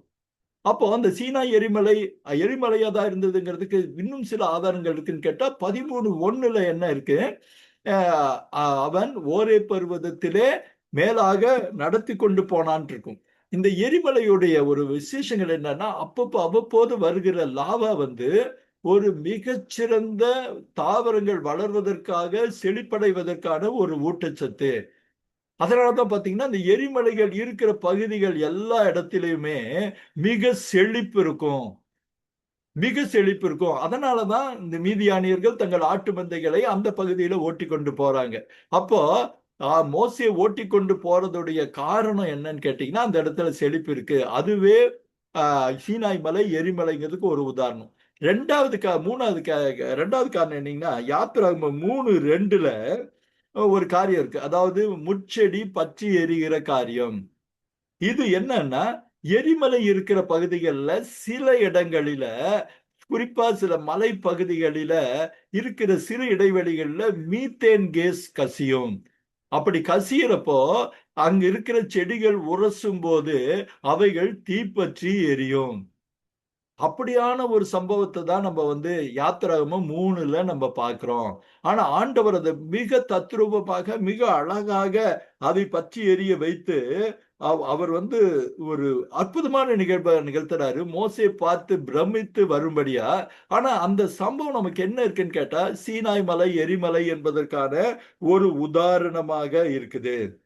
இப்போ நீங்க இன்னும் ஒரு ஆதாரமான ஒரு உதாரணத்தை நம்ம இந்த 2 இதையும் பார்த்தோம். அப்ப இப்ப நம்ம வந்து யாத்திராகமம் 19வது அதிகாரத்துல 16லிருந்து 19 வசனத்தை நீங்க பார்த்தீங்கன்னா, மோசே ஒரு காரியத்தை குறிச்சு வர்ணிக்கிறாரு. அதை நீங்க பாருங்களேன்.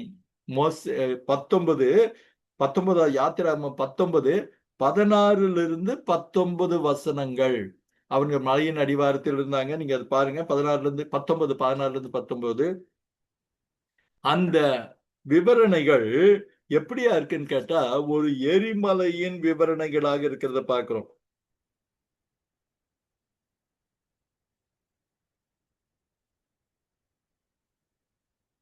அதாவது பெரிய பெரிய 16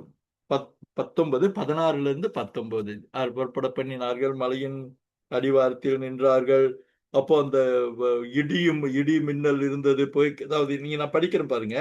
3ஆம் நாளில் விடியற் காலத்தில் இடி முழக்கங்களும் மின்னல்களும் மலையின் மேல் கார்மேகமும் மகா பலத்த அது கொஞ்சம் போல்டா போடுங்கப்ப. மகா பலத்த சப்தமும் உண்டாயிற்று. பாளையத்திலிருந்து ஜனங்கள் எல்லோரும் நடுங்கினார்கள்.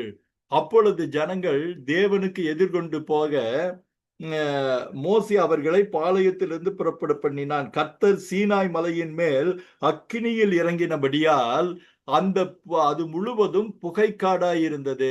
அந்த புகை சூளையின் புகையை போல எழும்பிற்று. மலை முழுவதும் மிகவும் அதிர்ந்தது. எக்கால சத்தம் வர வர மிகவும் பலமாய் தொனித்தது. மோசே பேசினான், தேவன் அவனுக்கு வாக்கினால் மறுமொழி கொடுத்தார். அன்பானவர்களே, இந்த பகுதியில் இன்னொரு வசனத்தை கூட பார்க்கலாம். யாத்திராகமம் 24:17.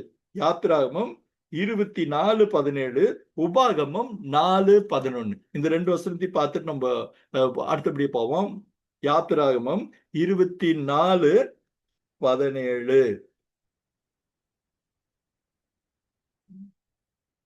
நான் படிக்கிறேன். 24:17.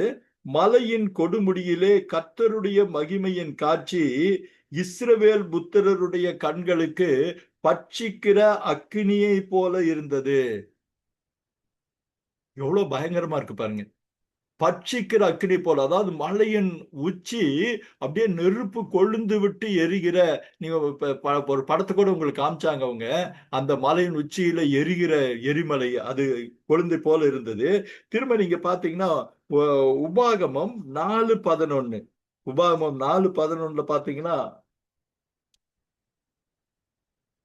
நீங்க அதுல பாக்குறீங்க, தலையின் கொடுமுடியிலே கர்த்தரின் மகிமை காட்சி இஸ்ரவேல் புத்திரருக்கு எரிகிற இதை போல இருந்ததுன்னு பார்க்கிறோம். நீங்க உபாகமம் 4:11 பாத்தீங்கன்னா அந்த மலையில் வானத்தை அளாவிய அக்கினி எரிய இருளும் மேகமும் அந்தகாரமும் சூழ்ந்தது. வானத்தை அளாவிய, வானத்தை எட்டின அக்கினி எரிய இருளும் மேகமும் அந்தகாரமும் சூழ்ந்தது அப்படின்னு நமக்கு வேதாகமத்துல சொல்றது. நம்ம இது வரைக்கும் பல பேர் இது எப்படி எடுத்துக்கிட்டாங்கன்னு கேட்டா, இது ஒரு கவிதைத்தனமான வார்த்தைகள் அல்லது ஒரு விவரணைக்காக சொல்லப்பட்ட ஓமைகள் நினைச்சாங்களே தவிர்த்து அது லிட்ரலா உண்மையான விவரணை அப்படிங்கிறத பல பேர் புரியாமல் இருந்தார்கள். ஏன்னா ஒரு எரிமலையை தவிர வேற எந்த ஒரு காரியமும் இப்படியான ஒரு காட்சியை கொடுத்திருக்க முடியாது. எரிமலையின் நெருப்பு, எரிமலையின் அதிர்வு, எரிமலையின் மின்னல், எரிமலையின் மேகம்தான் நம்ம யாத்திராகமத்துல அந்த சீனாய் மலை பற்றி சொல்லும் போது நமக்கு விவரிக்கப்படுகிற ஒரு காரியம். ஆனா நம்ம அதை பற்றி யோசிக்கவே கிடையாது. இன்னொரு ஆச்சரியமான ஒரு விஷயம் என்னன்னா, அதை நம்ம ரொம்ப இயல்பா எடுத்துக்கிட்டோம். இப்போ இந்த எரிமலையா இருக்கிறப்போ பல புதிர்கள் நமக்கு தெரிய விளங்குது. ஏன்னா இந்த எரிமலை நீங்க இந்த படத்துல பாக்குறீங்க, ரொம்ப அழகான ஒரு படம் அது.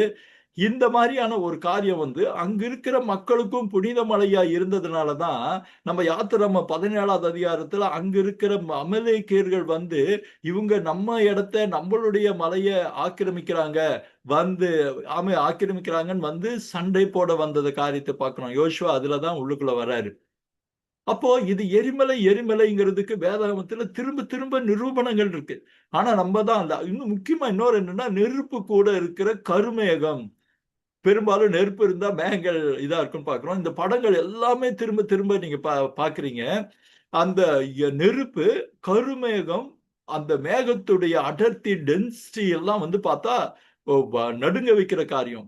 இப்போ அந்த மற்றவர்கள் இந்த எரிமலையை பார்த்து நடுங்கினதின் காரணம் இப்ப நமக்கு புரியுது. ஏன் இப்படி நடந்தாங்கன்னு. அப்போ இந்த எரிமலை ஒருவேளை இப்படிதான் விவரணா இருக்குமா அப்படின்னு கேட்டா, அந்த காலத்துல இருக்கிற இன்னொரு சமகால சரித்திர சம்பவத்தை நம்ம பார்த்தீங்கன்னா புரியும்.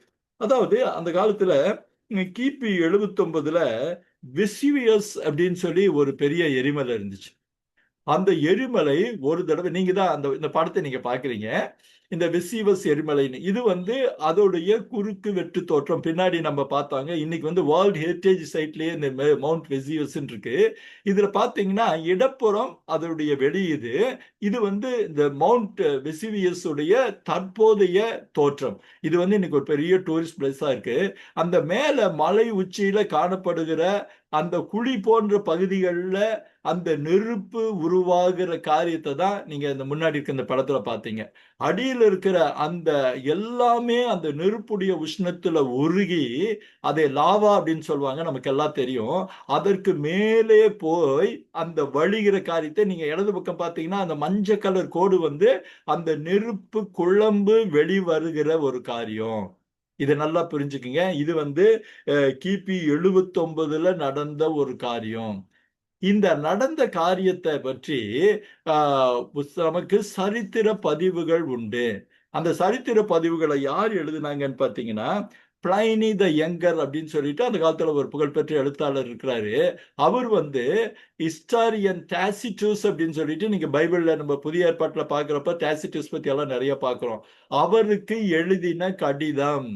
அந்த கடிதத்தில் அவர் என்ன எழுதுறாரு, இந்த வெசிவஸ் எரிமலையை பற்றின விவரத்தை எழுதுறாரு. அதற்கான ஆதாரங்களை பாருங்க. இந்த மஞ்சள் கலர்ல ஹைலைட் பண்ணியிருக்காங்க இல்லையா, அதுதான் அவர் இந்த வெசியஸ் மலையை பற்றி சொன்ன காரியம். அதோடைய பொதுவான ஒரு மொழிபெயர்ப்பை நான் இப்ப தமிழ்ல சுருக்கமா நான் சொல்றேன் பாருங்க. இதையும் யாத்திராமத்துல நம்ம 16ல இருந்து 19 சொல்லப்பட்ட வர்ணனையும் நீங்க ஒப்பிட்டு பார்த்தீங்கன்னா புரியும். அந்த பிளைனி என்ன சொல்றாருன்னு போட்டிருக்கான்னு பாருங்க. பூமி அதிர்ச்சி தொடர்ந்து பல நாட்களுக்கு அதிர்ந்தது. அது அதிகமாகி ஒரு இரவில் மிகவும் பலமாகி முழு உலகமும் அதிர்ந்து விட்டதோ என்று தோணிற்று. அந்த வகையில் பூமியின் அதிர்வுகள் எங்கும் உணரப்பட்டன. பிறகு அந்த வெசிவியஸ் வாய்ப்பகுதியிலிருந்து பயமுறுத்துகிற கருமேகம் வெடித்து மேல் எழும்பிக் கொண்டிருந்தது. அவ்வப்போது பெரும் நீண்ட அக்கினி ஜுவாலைகள் அதன் நடுவே எழும்பின. மின்னல்களும் கரும் இடி முழக்கங்களும் தொடர்ந்து கேட்டுக்கொண்டே இருந்தன. நீங்க அந்த பகுதியில பார்க்கக்கூடிய செய்தியுடைய சுருக்கம் தான். இப்ப அன்பானவர்களே, நீங்க பாத்தீங்கன்னா கொஞ்சம் குறைய இதற்கும் யாத்திராகமத்துல சீனாய் மலை பற்றிய வர்ணனைக்கும் இருக்கிற பொருத்தத்தை பார்க்கிறோம். அவரும் இடி முழக்கம் இருக்குங்கிறாரு, இவரும் இடி முழக்கம் இருக்கின்றார். இவர் இப்ப நவீன காலத்துல இருந்தவர். நவீன காலம்னா இப்போதைக்கு இந்த முதல் நூற்றாண்டுல நவீனம்னு சொல்ல முடியாது இருந்தவர். ஆனா அவர் அதை கண்ணால் பார்த்ததை அவர் எழுதியிருக்கிறாருங்கிறது உண்மை. அப்ப என்னன்னா, அங்கேயும் இடி முழக்கம் இருக்கு, மின்னல் இருக்கு, கரும்புகை இருக்கு, மேகம் இருக்கு, அக்கினி பிளம்பு இருக்கு, அக்கினி ஜுவாலை இருக்கு. அப்போ சீனாய் மலை மெய்யாகவே ஒரு எரிமலையா இருந்ததுங்கிறதுக்கு இதை விட ஒரு பெரிய ஆதாரங்கள் நம்ம வேற எதுவும் நம்ம சொல்ல முடியாது. ஆனா அந்த எரிமலை நீங்க அந்த படத்தை திரும்ப உங்களுக்கு காமிக்கிறாங்க அந்த ஒரு பார்வைக்காக. அப்போ நீங்க ஒரு காரியத்தை புரிஞ்சுக்கங்க. அப்போ சீனாய் மலை எரிமலை அப்படின்னு புரிந்து கொள்கிற பட்சத்துல நமக்கு பல வேதாகமத்தின் காரியங்கள் விளங்க ஆரம்பிக்குது. ஏன்னா அந்த எரிமலை இப்போது நெருப்பை கக்கி கொண்டிருந்தாலும் அது ஒரு காலத்தில் கக்கின இடத்துல அந்த லாவாக்கள் ஒருவேளை முன்னாடியோ இதோ இடத்துல செழிப்பாக இருந்திருக்கும். அதனாலதான் மோசி அங்க ஓட்டி கொண்டு போறாரு. அந்த பகுதியில வாழ்ந்த மக்களுக்கு அந்த இடம் ஏன் மவுண்டன் ஆஃப் காட்னு சொன்னாங்கன்னா, அது அவ்வப்போது கக்குகிற அந்த எரிமலை. அந்த நாட்கள்ல மக்களுக்கு எரிமலையை புரிந்து கொள்ள முடியல. இது தேவனுடைய கோபம், கடவுளுடைய கோபம் அப்படின்னு சொல்லி இப்ப இது பண்ணாங்க. நம்ம வேற யாத்திராமத்துல பல இடத்துல போய் பார்த்தீங்கன்னா, மோசே ஆண்டவர் கூப்பிட்டு எழும்பி போவான். ஆனா இந்த ஜனங்கள் பயந்து போவார்கள். அந்த எரிமலை போய் ஒரு இடத்துல அவன் கூப்பிடுறப்போ நீங்க போய் ஆண்டவர்கிட்ட கேட்டு வாங்க, நான் இது பண்ணுவாங்கன்னு. அதனாலதான் மோசே ஒரு காரியத்தை சொல்றாரு, இந்த மலையின் மேல் நான் போகிறப்போ யாரும் ஏறி வரக்கூடாது. ஒருவேளை நம்ம அந்த புனிதத்திற்கான ஒரு காரணமா நம்ம எடுத்துக்கிட்டதும் உண்மை. ரெண்டாவது காரணம் என்னன்னா, ஆபத்துக்களை சிக்கிக்க கூடாது. ஆண்டவர் கூப்பிடுறதுனால மோசே அந்த எரிமலையின் மேல ஏறி போறாரு. ஆனா மற்றவர்கள் ஏறக்கூடாது, ஒரு மிருகம் கூட ஏறக்கூடாதுன்னு நம்ம அந்த பகுதியில சொல்லப்படுகிற வர்ணனைகளுக்கு அப்போ அர்த்தம் புரியல. ஆனா இப்போ வந்து நமக்கு அர்த்தம் புரிய ஆரம்பிக்குது. இப்போ எவ்வளவு அழகாக கர்த்தர் நடத்தினார், எவ்வளவு அழகாக கர்த்தர் வழி நடத்துறார் என்ற அர்த்தத்தை இப்ப நம்ம விளங்கிக் கொள்ள முடியுது. அப்போ நீங்க பாத்தீங்கன்னா இன்னொரு இன்னொரு சின்ன உதாரணத்தை கூட நம்ம பார்க்கிறது நல்லா இருக்கும்னு நான் நினைக்கிறேன். முதல் தடவையாக அது நீங்க பவுல் வந்து கலாத்தியருக்கு எழுதின நிருபத்துல 4:25 ஒரு வசனத்தை சொல்றாரு. அந்த வசனம் என்ன நீங்க பாத்தீங்கன்னா, இந்த சீனாய் மலை அரபி தேசத்தில் இருந்தது. ஆகார் என்பது அரபி தேசத்தில் உள்ள சீனாய் மலைன்னு. இப்போ பவுலுக்கு தெரிஞ்சிருக்கு, எல்லாருக்கும் தெரிஞ்சிருந்தது. ஆனா 4ஆம் நூற்றாண்டுல அந்த கதையெல்லாம் மாறுச்சுங்கிறத வந்து நம்ம இப்ப புரிஞ்சுக்க முடியுது. அப்போ பவுல் இருந்த காலத்துல சீனாய் மலை எங்க இருந்துன்னு கேட்டா அரபு தேசத்தில் இருந்ததாக அவர் கலாத்தியர் 4:25 சொல்றாரு. இன்னொரு உதாரணம் கூட உண்டு. எலியா அந்த கேரியத் ஆற்றங்கரையில எல்லாம் முடிச்சதுக்கு அப்புறம் 40 நாள் இரவும் பகலும் நடந்து போய் அவன் ஓரே பர்வதத்திற்கு போனான், கர்த்தருடைய பர்வதத்திற்கு போனான்னு நம்ம பார்க்கிறோம். அப்போ அவ்வளவு தூரம் நடக்கிறதா இருந்தா அது அந்த சீனாய் தீபகற்பத்துக்குள்ள இருக்க முடியாது. ஏன்னு கேட்டா அவன் வந்து இஸ்ரேல் தேசத்துல தான் இருந்தான். அது நிச்சயமாக அரபு தேசத்துல தான் இருந்திருக்கணும், சவுதி அரேபியால தான் இருந்திருக்கணும்னு. இன்னும் ஒரு பரவலான படத்தை பார்த்தீங்கன்னா ஆச்சரிக்கும். அந்த மவுண்ட் சினாய் என்று சொல்லப்படுகிற இடத்துல பல ஆதாரங்களை இப்போது எடுத்திருக்காங்க. அந்த இதெல்லாம் போடுங்கப்பா. அது என்னென்ன இடத்துல எதுன்னு இப்ப முன்னாடி போட்டீங்க. நீங்க பாத்தீங்கன்னா அந்த கரிஞ்சிருக்கிற பகுதி அதோடைய காரியம். நீங்க அந்த நடுவுல இருக்கிற வழி முன்னாடி படத்தை போடுங்க. அந்த வரிசையா அந்த பேரெல்லாம் போடுற படம் பாத்தீங்கன்னா அந்த கேவ் ஆஃப் எலைஜான், அதாவது எலிஜா. நான் இப்ப எலியா பத்தி சொன்னேன் இல்லையா, எலியா இருந்த குகை அந்த இடத்துல இருக்குன்னு சொல்லி குறிச்சிருக்கிறாங்க. நீங்க இன்னும் பாத்தீங்கன்னா கிணறுகள் இருந்த பகுதி, அவர்கள் துவைத்து குடித்தார்கள் சொன்ன அந்த ஒரு ஒரு காலத்துல நீரோட இருந்த பகுதி. இன்னொன்னு என்னன்னா ஆல்டர் ஆஃப் மோசஸ் ஒரு பகுதியை கண்டடிச்சிருக்காங்க. நீங்க ரொம்ப கீழே அந்த ஓரத்துல பாத்தீங்கன்னா பொன் கன்றுக்குட்டியை அவர்கள் உருவாக்கின இடத்தையும் குறித்த ஆதாரங்கள் நமக்கு இருக்கு. அப்போ இதுதான் சீனாய் மலைங்கிறது இப்போ தெள்ள தெளிவா நம்மளால புரிஞ்சுக்க முடியுது. அப்போ இந்த சீனாய் மலையில வர்றதுக்கு முன்னாடி அவர்கள் பண்ணின இன்னொரு படம் கூட போட்டாங்க. அடுத்த படத்தை போடுங்கம்மா, இந்த மவுண்ட் சினாய் பத்தி. இந்த பகுதியில பாத்தீங்கன்னா அந்த கிணறுகள் இருந்த பகுதி தெரியுது. பாருங்க, அந்த ஓட்டையா இருக்கிறத பார்க்கலாம். அப்புறம் அந்த காய்ந்து போன நீரோடு இருந்த பகுதிகளுக்கான ஆதாரங்கள் இருக்கு. அப்போ இதெல்லாம் வேதாகமத்தில் சொல்லப்படுகிற அனைத்து காரியங்களையும் நாம் இந்த பகுதியில பார்க்க முடியுது.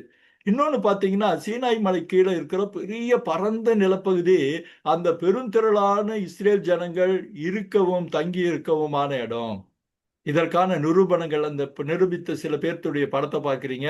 அந்த தண்ணீர் வந்த இடத்துக்கெல்லாம் அவங்க போய் போட்டோ எடுத்திருக்கிறாங்க. அன்பானவர்களே, ஆக நமக்கு வந்து தெள்ள தெளிவா நம்ம யாத்திராகமத்து வழி நம்ம பைபிள்ல சில பதிப்புல போட்டிருக்கிறபடி அந்த பாரம்பரிய வழி அல்லன்னு புரிஞ்சிருச்சு. ரெண்டாவது வந்து சிவந்த சமுத்திரங்கிறப்போ அது வந்து வேற எதையும் இல்ல, இந்த கல்ஃப் ஆஃப் அக்கபாவை குறிக்கிற ஒரு காரியங்கிறத புரிஞ்சிச்சு. அப்போ அவங்க கடந்து வந்தது வந்து அந்த அக்கபா வளைகுடாவை தாங்கிறது நமக்கு தெரிஞ்சிருச்சு. அவங்க கடந்து வந்து எங்க போறாங்க, சீனா என்ற எரிமலையை நோக்கி போறாங்கங்கிறது நமக்கு தெரிஞ்சிருச்சு. இப்போ இன்னொரு குட்டி வீடியோவை நீங்க பாத்தீங்கன்னா புரியும். நம்ம ஏற்கனவே சொன்னோம் இல்லையா, கல்ஃப் ஆஃப் அக்கபாவில வந்தாங்கன்னு. இதற்கு முன்பாக உலகத்துல பல இடங்கள்ல இவங்க எங்கெங்க செங்கடல் நினைச்சாங்களோ அங்கெல்லாம் அண்டர் வாட்டர் சி எக்ஸ்கவேஷன் பண்ணாங்க. ஆனா ஒண்ணுமே வரல. ஆனா அந்த கல்ஃப் ஆஃப் அகபாவ்ல அதற்கு முன்னாடி இன்னொரு ஆச்சரியமான விஷயம் இருக்கு. சாலமோன் இந்த நௌபியா பீச் பகுதியில ஒரு பில்லர் ஒண்ணு உண்டு. அத வந்து சாலமோன் ஸ்தம்பம் சொல்றாங்க. நீங்க அந்த நௌபியா பீச்ல அந்த ஒரு புள்ளியை நீங்க பாக்குறீங்க. இந்த பகுதியில ஒரு சாலமோன் பில்லர் அப்படி நீங்க அந்த அது வந்து ஒரு இந்த பேர்ட்ஸ் பாயிண்ட் ஆஃப் வியூல நீங்க பாக்குறீங்க. இந்த பகுதியில அந்த பில்லர் இருக்கு. அந்த சவுதி அரேபியன் சைட்ல பில்லர் இருந்ததா இடத்தையும் மார்க் பண்ணியிருக்காங்க. ஆனா அந்த இடத்துல அந்த இதை எடுத்துட்டாங்க. அது அந்த பகுதியில் இல்லாதபடி கீழே விழுந்து கிடக்கிறதையும் அதை டிஸ்கார்ட் பண்ணி அதை வந்து போட்டு கீழே கிடந்ததையும் பார்த்துட்டாங்க. அப்போ நீங்க இந்த சிவப்பு மார்க் பார்க்குறீங்க இல்லையா? இந்த சிவப்பு கோடு போட்டிருக்க இடம் தான் இஸ்ரேல் ஜனங்கள் செங்கடலை கடந்த இடம். சமீபத்துல அந்த ஓசனாகிராபி பண்ணி பார்க்கிறப்போ அந்த இடத்துல ஒரு குறிப்பிட்ட அளவுக்கு 45 டிகிரி கீழே ஒரு பெட் லேசாக உயர்ந்திருப்பதை பார்த்தோம். உயர்ந்திருக்கிறது ஓசனோகிராஃபில கண்டுபிடிச்சிருக்கிறாங்க. அந்த பகுதி தான் அவர்கள் அந்த காலாட்கள் நடந்த பகுதி அப்படிங்கிறது நமக்கு இப்ப யூகிக்க முடியுது. நீங்க பாக்குறீங்க சாலமோனோட பில்லர் எங்க இருந்துச்சுன்னு. அதுக்கு பின்னாடி அந்த வாடிகள் வந்து சேர்றதெல்லாம் பாருங்க. ரொம்ப நம்ம பிளைட்ல இருந்து பாக்குற மாதிரியான ஒரு காட்சி அது இருக்கும். இப்போ இந்த பகுதியில இந்த பில்லர் இருந்த பகுதியில இந்த கடலுக்குள் மூழ்கின போது பல ஆதாரங்கள் நமக்கு கிடைக்குது. அதோடைய வீடியோ நீங்க பாருங்க. இப்போ கடலுக்குள்ள பார்வோன் சேனைகள் வந்தாங்க. ஒரு அண்டர் வாட்டர் கேமராவோட அந்த ஒரு பகுதி உள்ள போகுது. அவங்க உள்ள போகிறப்ப பாத்தீங்கன்னா அந்த கடல் மட்டத்துல பலவிதமான காரியங்கள் இருக்கு. அதாவது அந்த சேனைகளின் அந்த குதிரைகளின் எலும்புகள், இல்ல அந்த ரதங்களின் இதெல்லாம் என்ன இருக்குன்னு கேட்டீங்கன்னா, அந்த இந்த பாறைகள், அந்த பவளப்பாறைகள்னு சொல்றாங்க இல்லையா? அவைகள் பிடித்து ஒவ்வொன்றும் ஒவ்வொரு உருவத்தில் இருக்கிறத பார்க்கிறோம். ஆனா என்னன்னா, பல இடங்கள்ல இந்த பார்வோனின் ரதத்துடைய சக்கரமே இருக்கிறத பார்த்திருக்கிறாங்க. அந்த படத்தை கூட இப்ப நீங்க பார்க்க போறீங்க. அநேக ஆதாரங்கள். என்னன்னு கேட்டா, ரொம்ப ஆச்சரியமான பிரமிக்க வைக்கிற விஷயம் என்னன்னு கேட்டா, அந்த பார்வோனின் ஒரு ரதம் எதுல செய்யப்பட்டதுன்னு கேட்டா, தங்கத்துல செய்யப்பட்டது அப்படின்னு பார்க்கிறோம். அதோடைய மாதிரி கெய்ரோ மியூசியத்துல இருக்கு. இப்ப ஒரு ஆண்டவர் எவ்வளவு ஒரு பெரிய ஆச்சரியமானன்னு கேட்டா, தங்கம் மாத்திரம்தான் கடல்ல எவ்வளவு வருஷம் இருந்தாலும் ஒண்ணுமே ஆகாது. ஆக இங்க நீங்க இவங்க போய் கண்டுபிடிச்ச இடத்துல அந்த சக்கரம் இருந்த பகுதியும் நீங்க அந்த படத்துல பாக்குறீங்க, அந்த ஸ்கொயர்ல பாக்குறீங்க. அது தங்கத்தால் ஆனதுனால தங்கம் அப்படியே இருக்கு. அந்த ஒரு அந்த அச்சையும் அந்த சுற்றி இருக்கிற சக்கரத்தையும் பாருங்க. அந்த படத்தை கூட போட்டு காமிக்கிறாங்க. அதை கண்டெடுத்தார்கள். அன்பானவர்களே, இதை விட நிரூபணம் நமக்கு வேற என்ன வேணும் சொல்லுங்க? வேதம் சத்தியம். வேதத்தில் சொல்வதெல்லாம் சத்தியம். அது வந்து ஒரு கதை புக்கு கிடையாது. அது வந்து ஒரு பிராணம் கிடையாது. அது ஆண்டவருடைய வார்த்தை. ஆண்டவருடைய வழிநடத்துதல் இருக்கிற வார்த்தை. ஆவியானவர் சொல்லுகிற ஒவ்வொன்றும் இன்றைக்கு அந்த நாட்கள்ல பார்க்க முடியலங்கிறதுனால கதைன்னு சொல்லிட்டு இருந்தாங்க. இன்னைக்கு அது இந்த அதோடைய க்ளோஸ்அப் படங்களை பாருங்க. இந்த சேரியட் வால், சேரியட் உடைய சக்கரம், அந்த வீல் படத்தை நீங்க பாக்குறீங்க. அதை எடுத்து இது பண்ணிருக்காங்க. ஒருவர் ஆராய்ச்சி செய்யறதையும் பார்க்கலாம். அன்பானவர்களே, இதை விட பெரிய ஒரு காரியம் என்ன வேணும்னு சொல்லுங்க?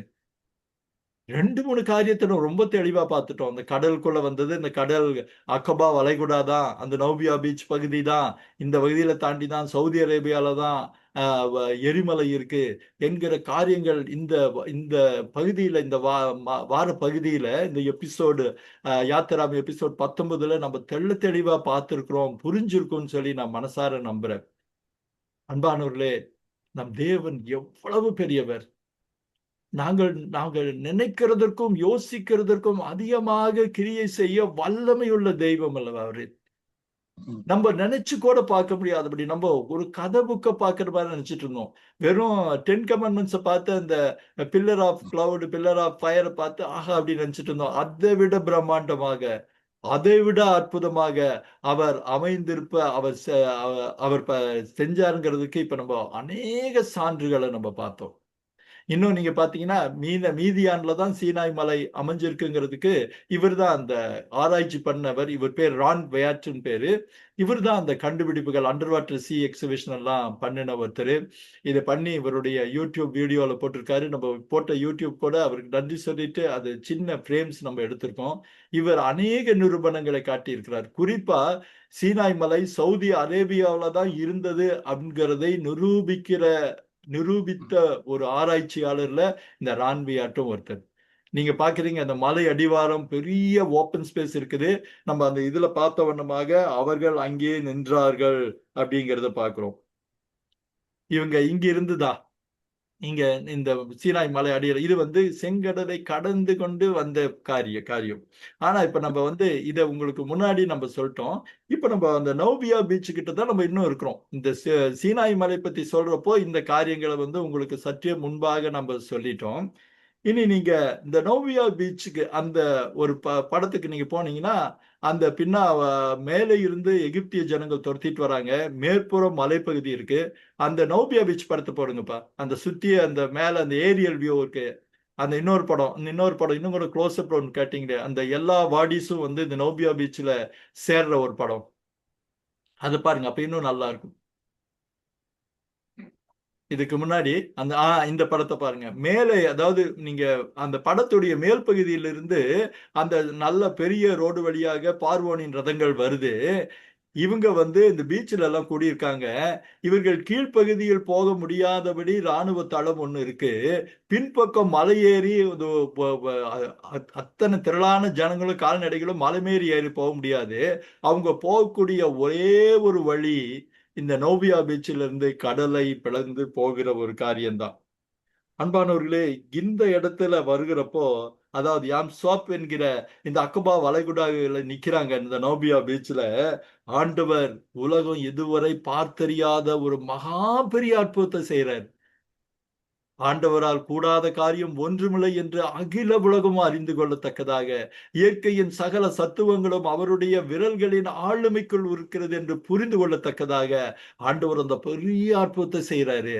ஒரு மோசே கோலை உயர்த்துகிறப்போ கடல் பிளக்கிற அற்புதத்தை ஆண்டவர் செய்கிறதை நம்ம பார்க்கிறோம்.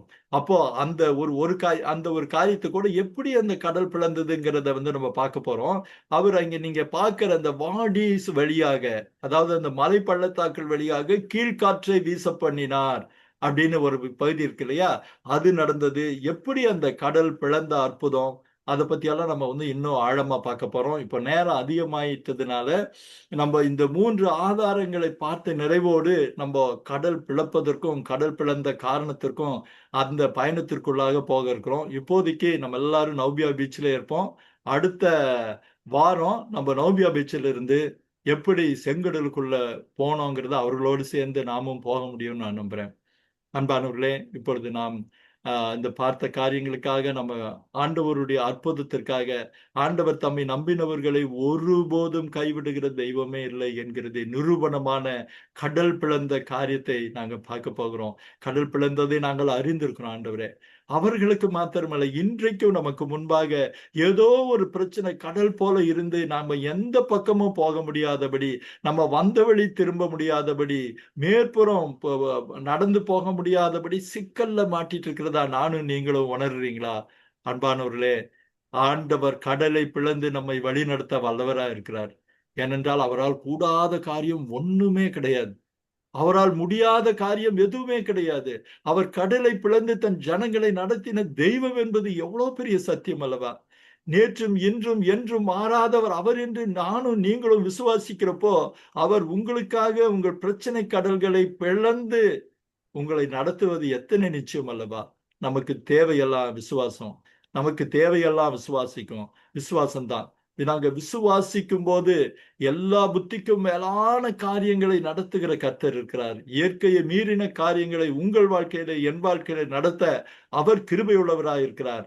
அவர் சொன்ன வாக்கு தத்தத்தை மாற்றாதவராய் பொய்யுரையாத தேவனா இருக்கிறார். அந்த தெய்வத்தை தானே நானும் நீங்களும் வணங்கிட்டு இருக்கிறோம். எப்பேற்பட்ட தெய்வம்!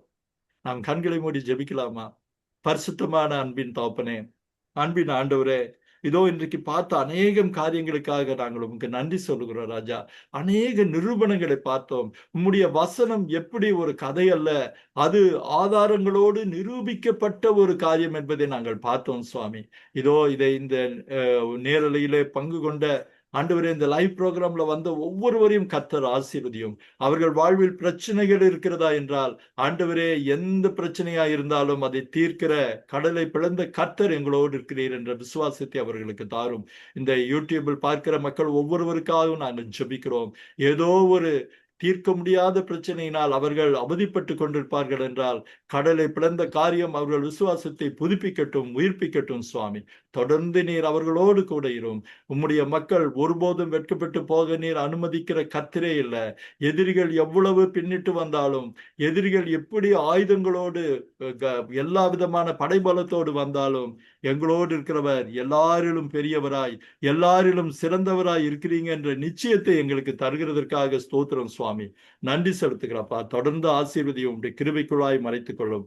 எல்லாவற்றையும் அன்பின் தெய்வம் அருள்நாதர் யெகோவாவின் அற்புதமான நாமத்திலே பாதம் பணிந்து ஜெபங்களை ஏறெடுக்கிறோம் தகப்பனே. ஆமேன், ஆமேன். அன்பானவர்களே, இது இனி உங்கள் நேரம். உங்களுடைய கருத்துக்களை நீங்க பயந்துகிட்டீங்கன்னா ரொம்ப வசதியா இருக்கும்.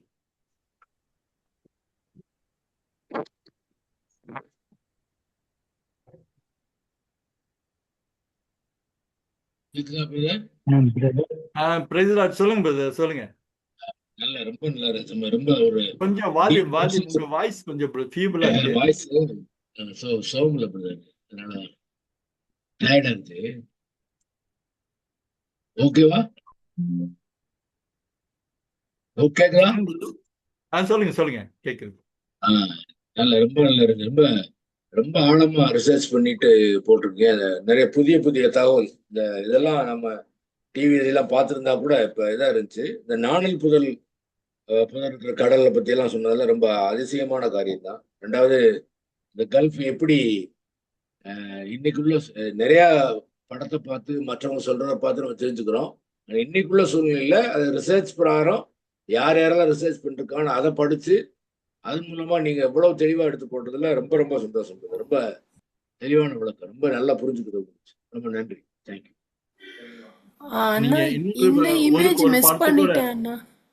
ஒரு படத்தை நான் உங்களுக்கு சொல்ல மறந்துட்டேன். இப்ப நீங்க அந்த அவர்கள் நிக்கிறாங்க இல்லையா நவ்யா, இதுல நீங்க பார்த்து இருக்கிற ரெட் டாட் பார்வோன் சேனை சுற்றி வந்த பகுதி. நீங்க அதுல படத்துல நீங்க பாக்குறீங்க.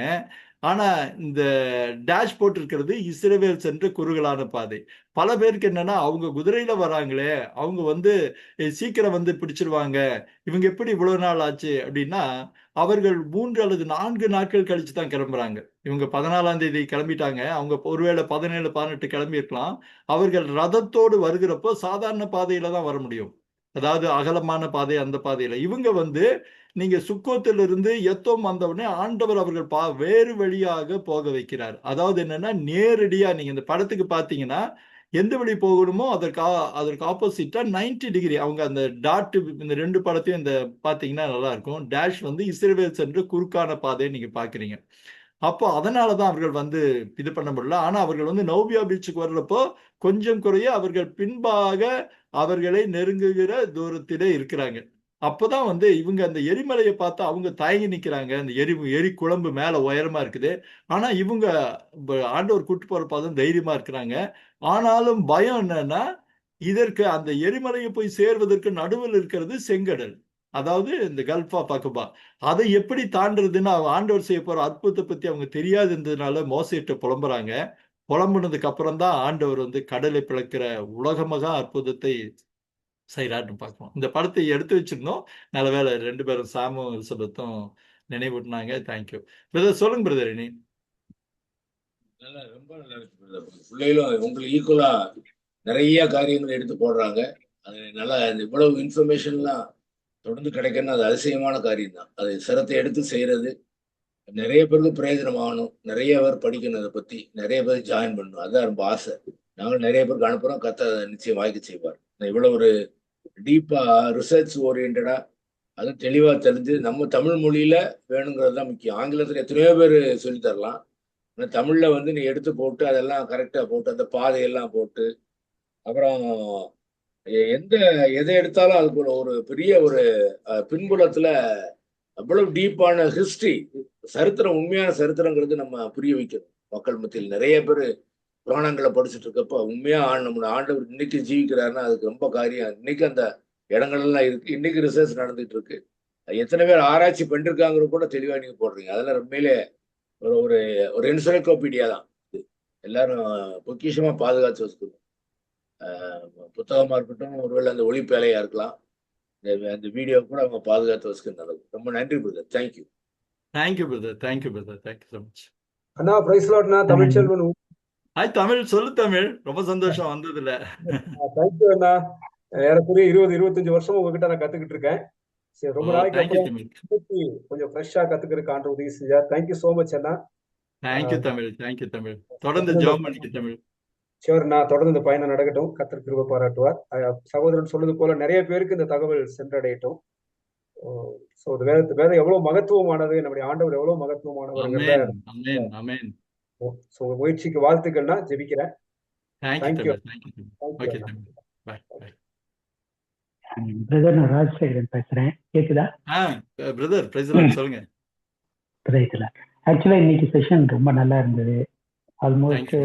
10 கமாண்ட்மெண்ட்ஸ் மாதிரியே ஒரு நியூ 10 கமாண்ட்மெண்ட்ஸை அந்த ஃபில்மை பார்க்குற மாதிரி அழகாக கொண்டு போனாங்க. பிள்ளைங்க 2 பேருக்கும் அந்த கான்ட்ரிபியூஷனுக்கு நல்லது. ஆக்சுவலாக நீங்கள் சொன்னீங்க பாருங்க, இந்த யாத்ராம் 13ஆம் அதிகாரம் 18ஆம் வசனம், அதில் நீங்கள் சொல்கிற மாதிரி அது வந்து சி ஆஃப் வீட் அப்படின்னு சொன்னீங்க இல்லையா? அந்த வார்த்தை நீங்க சொன்னது மாத்திரம் இல்லாம ஆம்பிளிஃபைட் பைபிள்னு இருக்கு. நிறைய பேருக்கு நம்ம சொல்றதை எடுத்துக்க மாட்டாங்க. ஆம்பிளிஃபைட் பைபிள்ல அழகாக போட்டுது. எக்ஸோடஸ் 13:18 பாத்தீங்கன்னா, but God led the people around by the way of the wilderness towards the Red Sea அப்படின்னு போட்டு கீழே நோட்ஸ்ல லிட்டரலி சி ஆஃப் ரீட்ஸ் அப்படின்னு போட்டு என்ன ஒரு அருமையான இருக்கு. அதுக்கு பக்கத்துல வந்து ஒரு நோட்டும் கொடுத்துருக்காங்க. அதே எக்ஸோடஸ் 10:9 அதையும் நான் வாசிக்கிறேன். ஏன்னா கேட்கறவங்களுக்கு அது உதவியா இருக்கும்னு நான் நினைக்கிறேன். 10:19 அந்த 10:19க்கு போனீங்கன்னா ஒரு நிமிஷம். ஆமா, 10:19. So the Lord shifted the wind to a violent west wind, which lifted up the locust and drove them into the Red Sea. Not one locust remained within the border of Egypt. இதை சொல்லிட்டு அங்கேயும் வந்து bottom notes என்னன்னா ரொம்ப அழகா போட்டிருக்கு. 10:19ல literally sea of reed Hebrew யாம் சுபா. The traditional name Red Sea comes from the Greek, which is based on the designation of the 5th century BC Greek historian Herodotus. The famous historian, who was called the father of history, considered the sea part of the Indian Ocean, which he called the Red Sea. Later, the term came to refer to the sea itself. The name Red Sea is used through Old Testament instead of Sea of Reeds. This is a very strong proof within the Bible that is translated in Amplified version. அதனால யாராவது defend பண்றதுக்கு நமக்கு நம்ம ஹிஸ்டாரிக்கலா மாத்திரம் இல்ல, within the Bible also it is that in very clear translation amplified Bible. அதை நான் just want to contribute to what you already set. இந்த இடத்துல இன்னொரு காரியத்தை கூட நம்ம சொல்றோம். நம்ம முதல்ல ஒரு டைம் சொன்னோம், அந்த செங்கடல் பத்தி சொல்றப்போ 2 காரியம் இருந்துச்சு. அதுல வந்து 21:4 அந்த இன்னொன்னுல வந்து செங்கடல்னு ஒரு இடத்துல இருக்கு, சிவந்த சமுத்திரம் இருக்கு.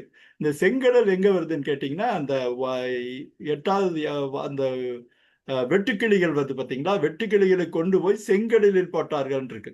அப்போ அந்த செங்கடல் எதுன்னு கேட்டீங்கன்னா உங்களுக்கு கல்ஃப் ஆஃப் சுயஸ் வளைகுடா. ஏன்னா அது எகிப்து பக்கத்துல இருக்கிறது இதுதான்.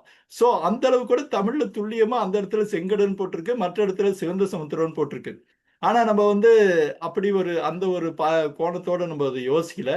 பட் ஆண்டவருடைய வார்த்தை, ஆவியானவருடைய செயல்பாடு நம்ம புத்தி கெட்டாதது. நம்ம பார்த்து பிரமிக்கிறப்பதான் எவ்வளவு பெருசா ஆண்டவர் பண்ணிருக்காருன்னு நமக்கு புரியுது. இது ஆக்சுவலா நீ கொண்டு போன இந்த விதத்துல ஒரு பெரிய இது என்னன்னா, இட் இஸ் ஐ ஓப்பனர். நிறைய பேர் கொஞ்சம் முழிக்கணும். முக்கியமா நம்ம மக்களே முடிச்சு பார்க்கணும். மற்றதை நம்புறவங்க நம்ம வேதத்துல இருக்கக்கூடிய ரகசியங்களுக்கு பின்னாடி இப்படி ஒரு ப்ரூஃப்லாம் இருக்கேன்றத கொஞ்சம் முடிச்சு பார்க்கணும். ரொம்ப பாருங்க, ஸ்கிரீன்ல போடுறாங்க செங்கடல், அது 2 தனியா நம்ம மக்கள் போட்டாங்க. அங்க பார்த்தா சிவந்த சமுத்திரத்திற்கு இருக்கு. ஆனா இங்க இந்த எட்டுக்கிளிகளை போட்டா செங்கடலில் போய் போட்டான் இருக்கு. அப்போ அது வந்து சுயஸ் வளைகுடா, இது வந்து கல்ஃப் ஆஃப் அகபா. அந்த அந்த அழகா தமிழ்ல வித்தியாசப்படுத்தி போட்டிருக்காங்க. அப்ப அந்த காலத்துல டிரான்ஸ்லேட் பண்ணவங்க அப்படி போட்டிருந்தாங்க. ஆனா ஒரே ஒரு சந்தோஷமான ஆண்டவருக்கு நான் நன்றி சொல்ற விஷயம் என்னன்னா, இதை பார்க்குற நிறைய பேர் வந்து நாங்க பைபிளை படிக்க ஆரம்பிச்சிருக்கோம், இன்னும் கொஞ்சம் ஆழமா புரிஞ்சுட்டு படிக்க ஆரம்பிச்சிருக்கோம்னு ஃபோன்லையும் மற்ற இதுலயும் நமக்கு தகவல் கொடுக்கறது ஒரு பெரிய சந்தோஷம்.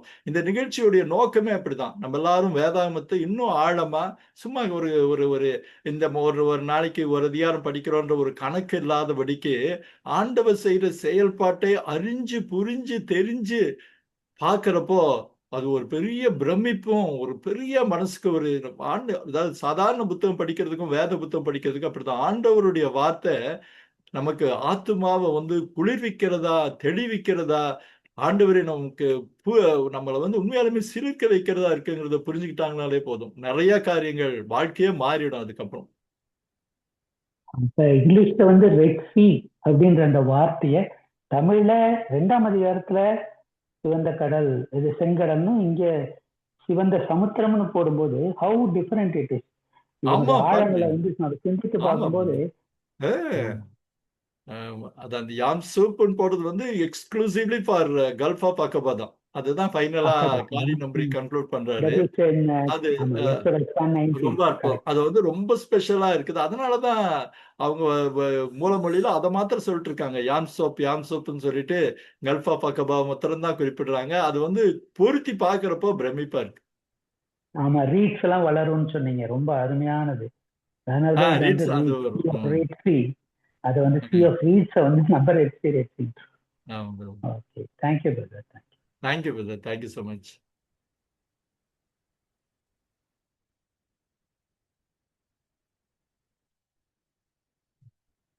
வேற யாராவது உங்க கருத்துக்களை பகிர்ந்துக்கிறீங்களா?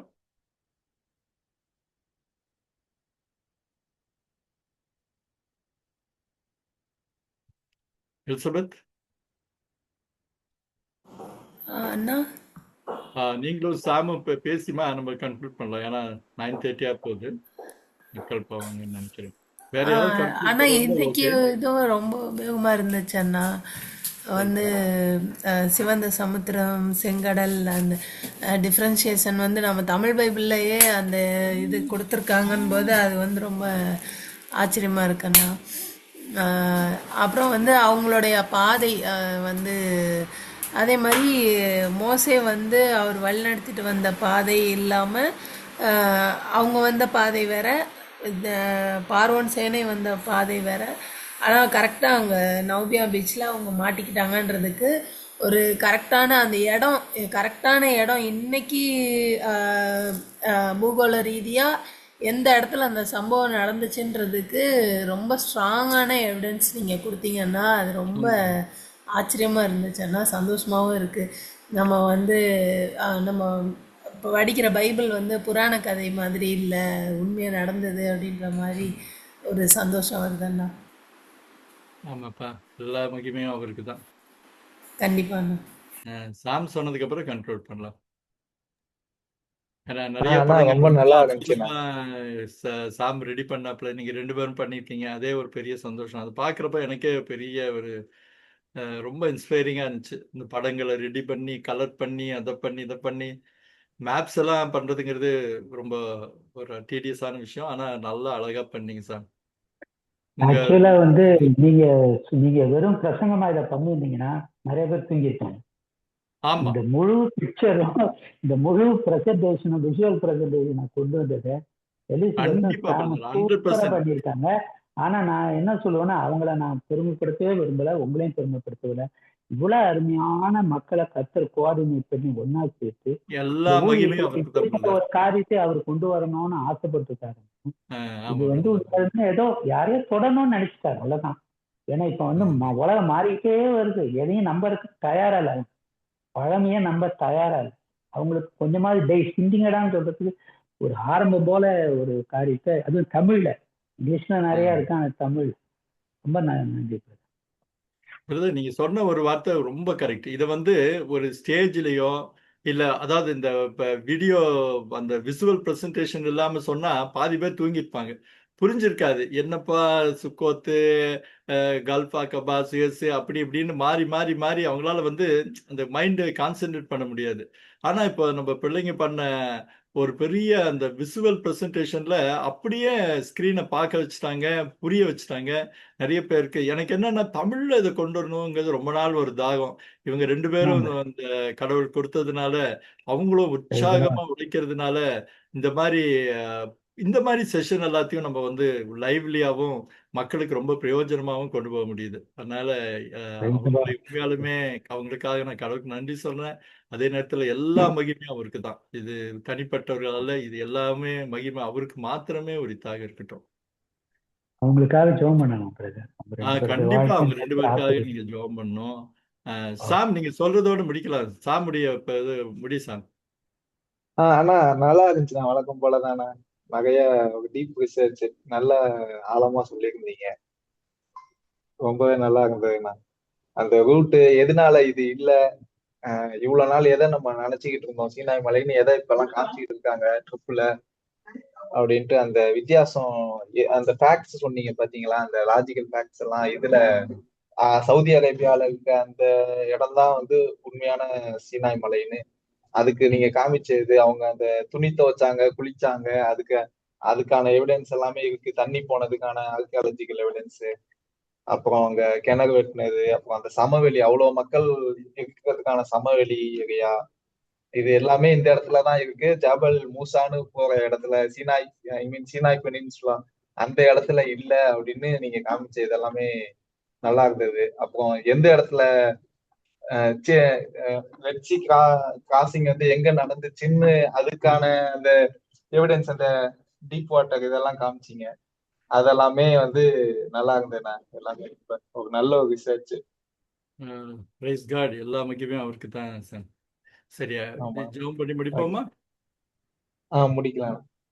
யாராவது ஜெபம் பண்ண சொல்லுங்க. அங்கிள் நீங்களே ஜெபம் பண்ணுங்க. ஜெபம் பண்ணி முடிக்கலாம். இருக்காங்களா?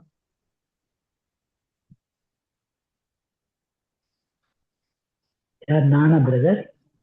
ஆமா ஆமா, ஆமா பண்ணுங்க பண்ணுங்க. ஓகே ஆமா. ஓகே. கிருபையின் கர்த்தாவே, இந்த வேளையில் ஆண்டவரே எங்களை தாழ்த்துறோம். அழைத்தவர் உண்மையுள்ள ஆண்டவரே, இந்த நாளிலும் வித்தியாசமான ஆண்டவரே தாளந்துகளை ஆண்டவரே நீர் எங்களுக்கு கொடுத்து வித்தியாசமான இந்த தாளந்துகளை இணைத்து ஆண்டவரே உங்களுடைய ஊழியத்தை செய்யும்படியாக அருமையான தாசருக்கும் அவரோடு கூட அருமையான சகோதரி மகள் எலிசபெத்துக்கும் மகள் சாமுவேலுக்கும் ஆண்டவரே கொடுத்திருக்க கிருபைக்காக நன்றி செலுத்துறீங்க. ஐயாவும் தன்னுடைய ஆயத்தங்களை இந்த ஒவ்வொரு வாரமும் அவங்க இவ்வளவு ஆழமாக ஆயத்தப்படுத்துறாங்க. வேதத்தின் வசனங்களை வாசித்து அதை விளக்கி காண்பித்து அதன் பின்னணியில சரித்திரத்தை ஆண்டவரே அவங்க தொட்டு பார்க்குறாங்க, அதை வெளிக்கொண்டுறாங்க. ஆண்டவரே அதற்கு உதவியாக ஆண்டவரே அதை சுவாமி எங்கள் கண்களுக்கு முன்பாக நிறுத்துவதற்கு அருமையான எலிசபெத்தையும் சாமி சுவாமி கிருபையாய் நடத்துகிறேன். எலிசபெத் அவருடைய குடும்பத்தையும் ஆசிர்வதி. அதே போல சாமுடைய வாழ்க்கை, அவருடைய குடும்பம் ஆண்டவரே இருவருடைய ஆண்டவரே அவருடைய வாழ்க்கையில இருக்கக்கூடியதான எல்லா விதமான காரியங்களில நீர் அவர்களை நடத்துகிற விதத்துல இன்னும் கிருபையும் தயவையும் தந்து வழி நடத்த முடியாது. இந்த 2 பேரையும் இந்த 2 பேருடைய குடும்பத்தை மாத்திரமல்ல, இந்த காட்சியை காண்கிற ஒவ்வொருவரும் தங்கள் வாழ்க்கையில தொடப்பட நிற்கிறதைத்தான் ஆண்டவரே இந்த நிகழ்வுக்காக அநேகம் ஜெபிக்கிறோம் ஐயா. அதை ஜெபிக்கிற ஒவ்வொருவருடைய வாழ்க்கையில ஆண்டவரே இதனுடைய பலாபலன்களை அவர்கள் காணக்கிறதைத்தான்.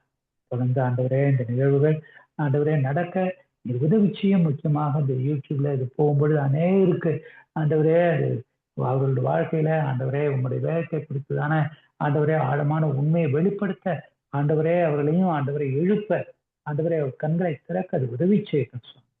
ஆண்டவரே இன்னுமாக ஆண்டவரே இதை இன்னும் கிரமத்தோடு கூட செய்யும் பொழுது ஆண்டவரே ஒரு சில நாட்களிலே நாங்கள் பழமை மறந்து போய்விடாது கூடாது என்பதற்காக இது சரியாக ஆர்கனைஸ் பண்ணி ஆண்டவரே லைப்ரரி போல உருவாக்குவதற்கும் ஆண்டவரே கிருபை தர முடியாது பொறுப்படுத்திக்கொள்ளும். வழி நடக்கும். அந்த வேலையிலும் கூடியிருந்த ஒவ்வொருவருக்கும் தயவையும் கிருபை தாங்க. தங்கள் நேரத்தை ஒதுக்கி இந்த இணைப்புல கூடின ஒவ்வொருவருக்கும் கிருபையும் தயவும் ஆசீர்வாதி தாரும். மறுபடியுமாக அருமையான ஆண்டவரே சகோதரர் தாசரையும் ஆண்டவரே அந்த உதவி செய்கிற 2 பிள்ளைகளையும் அவருடைய குடும்பங்களையும் இந்த கரத்துல ஒப்படைக்கிறோம். ஆசீர்வாதியும் வழி நடத்தும். எல்லாவற்றையும் இந்த கரத்துல பொறுத்து சொல்லிக்கிறோம். சகல சோத்திரத்துக்கும் காரணராகி முதுகுமார் இயேசு கிறிஸ்துவின் இந்த நாமத்தில் செஞ்சிடும் சுவாமி. Amen. Amen. Amen. Thank you brother. Thank you. மறுபடியுமாக நம்ம அடுத்த நிகழ்ச்சியில சந்திக்கிறோம். அதுவரை கடவுளோட கிருபை, ஆண்டவருடைய தயவு உங்க ஒவ்வொருவரோடும் கூட இருக்கட்டும். Good night. God bless you. Good night.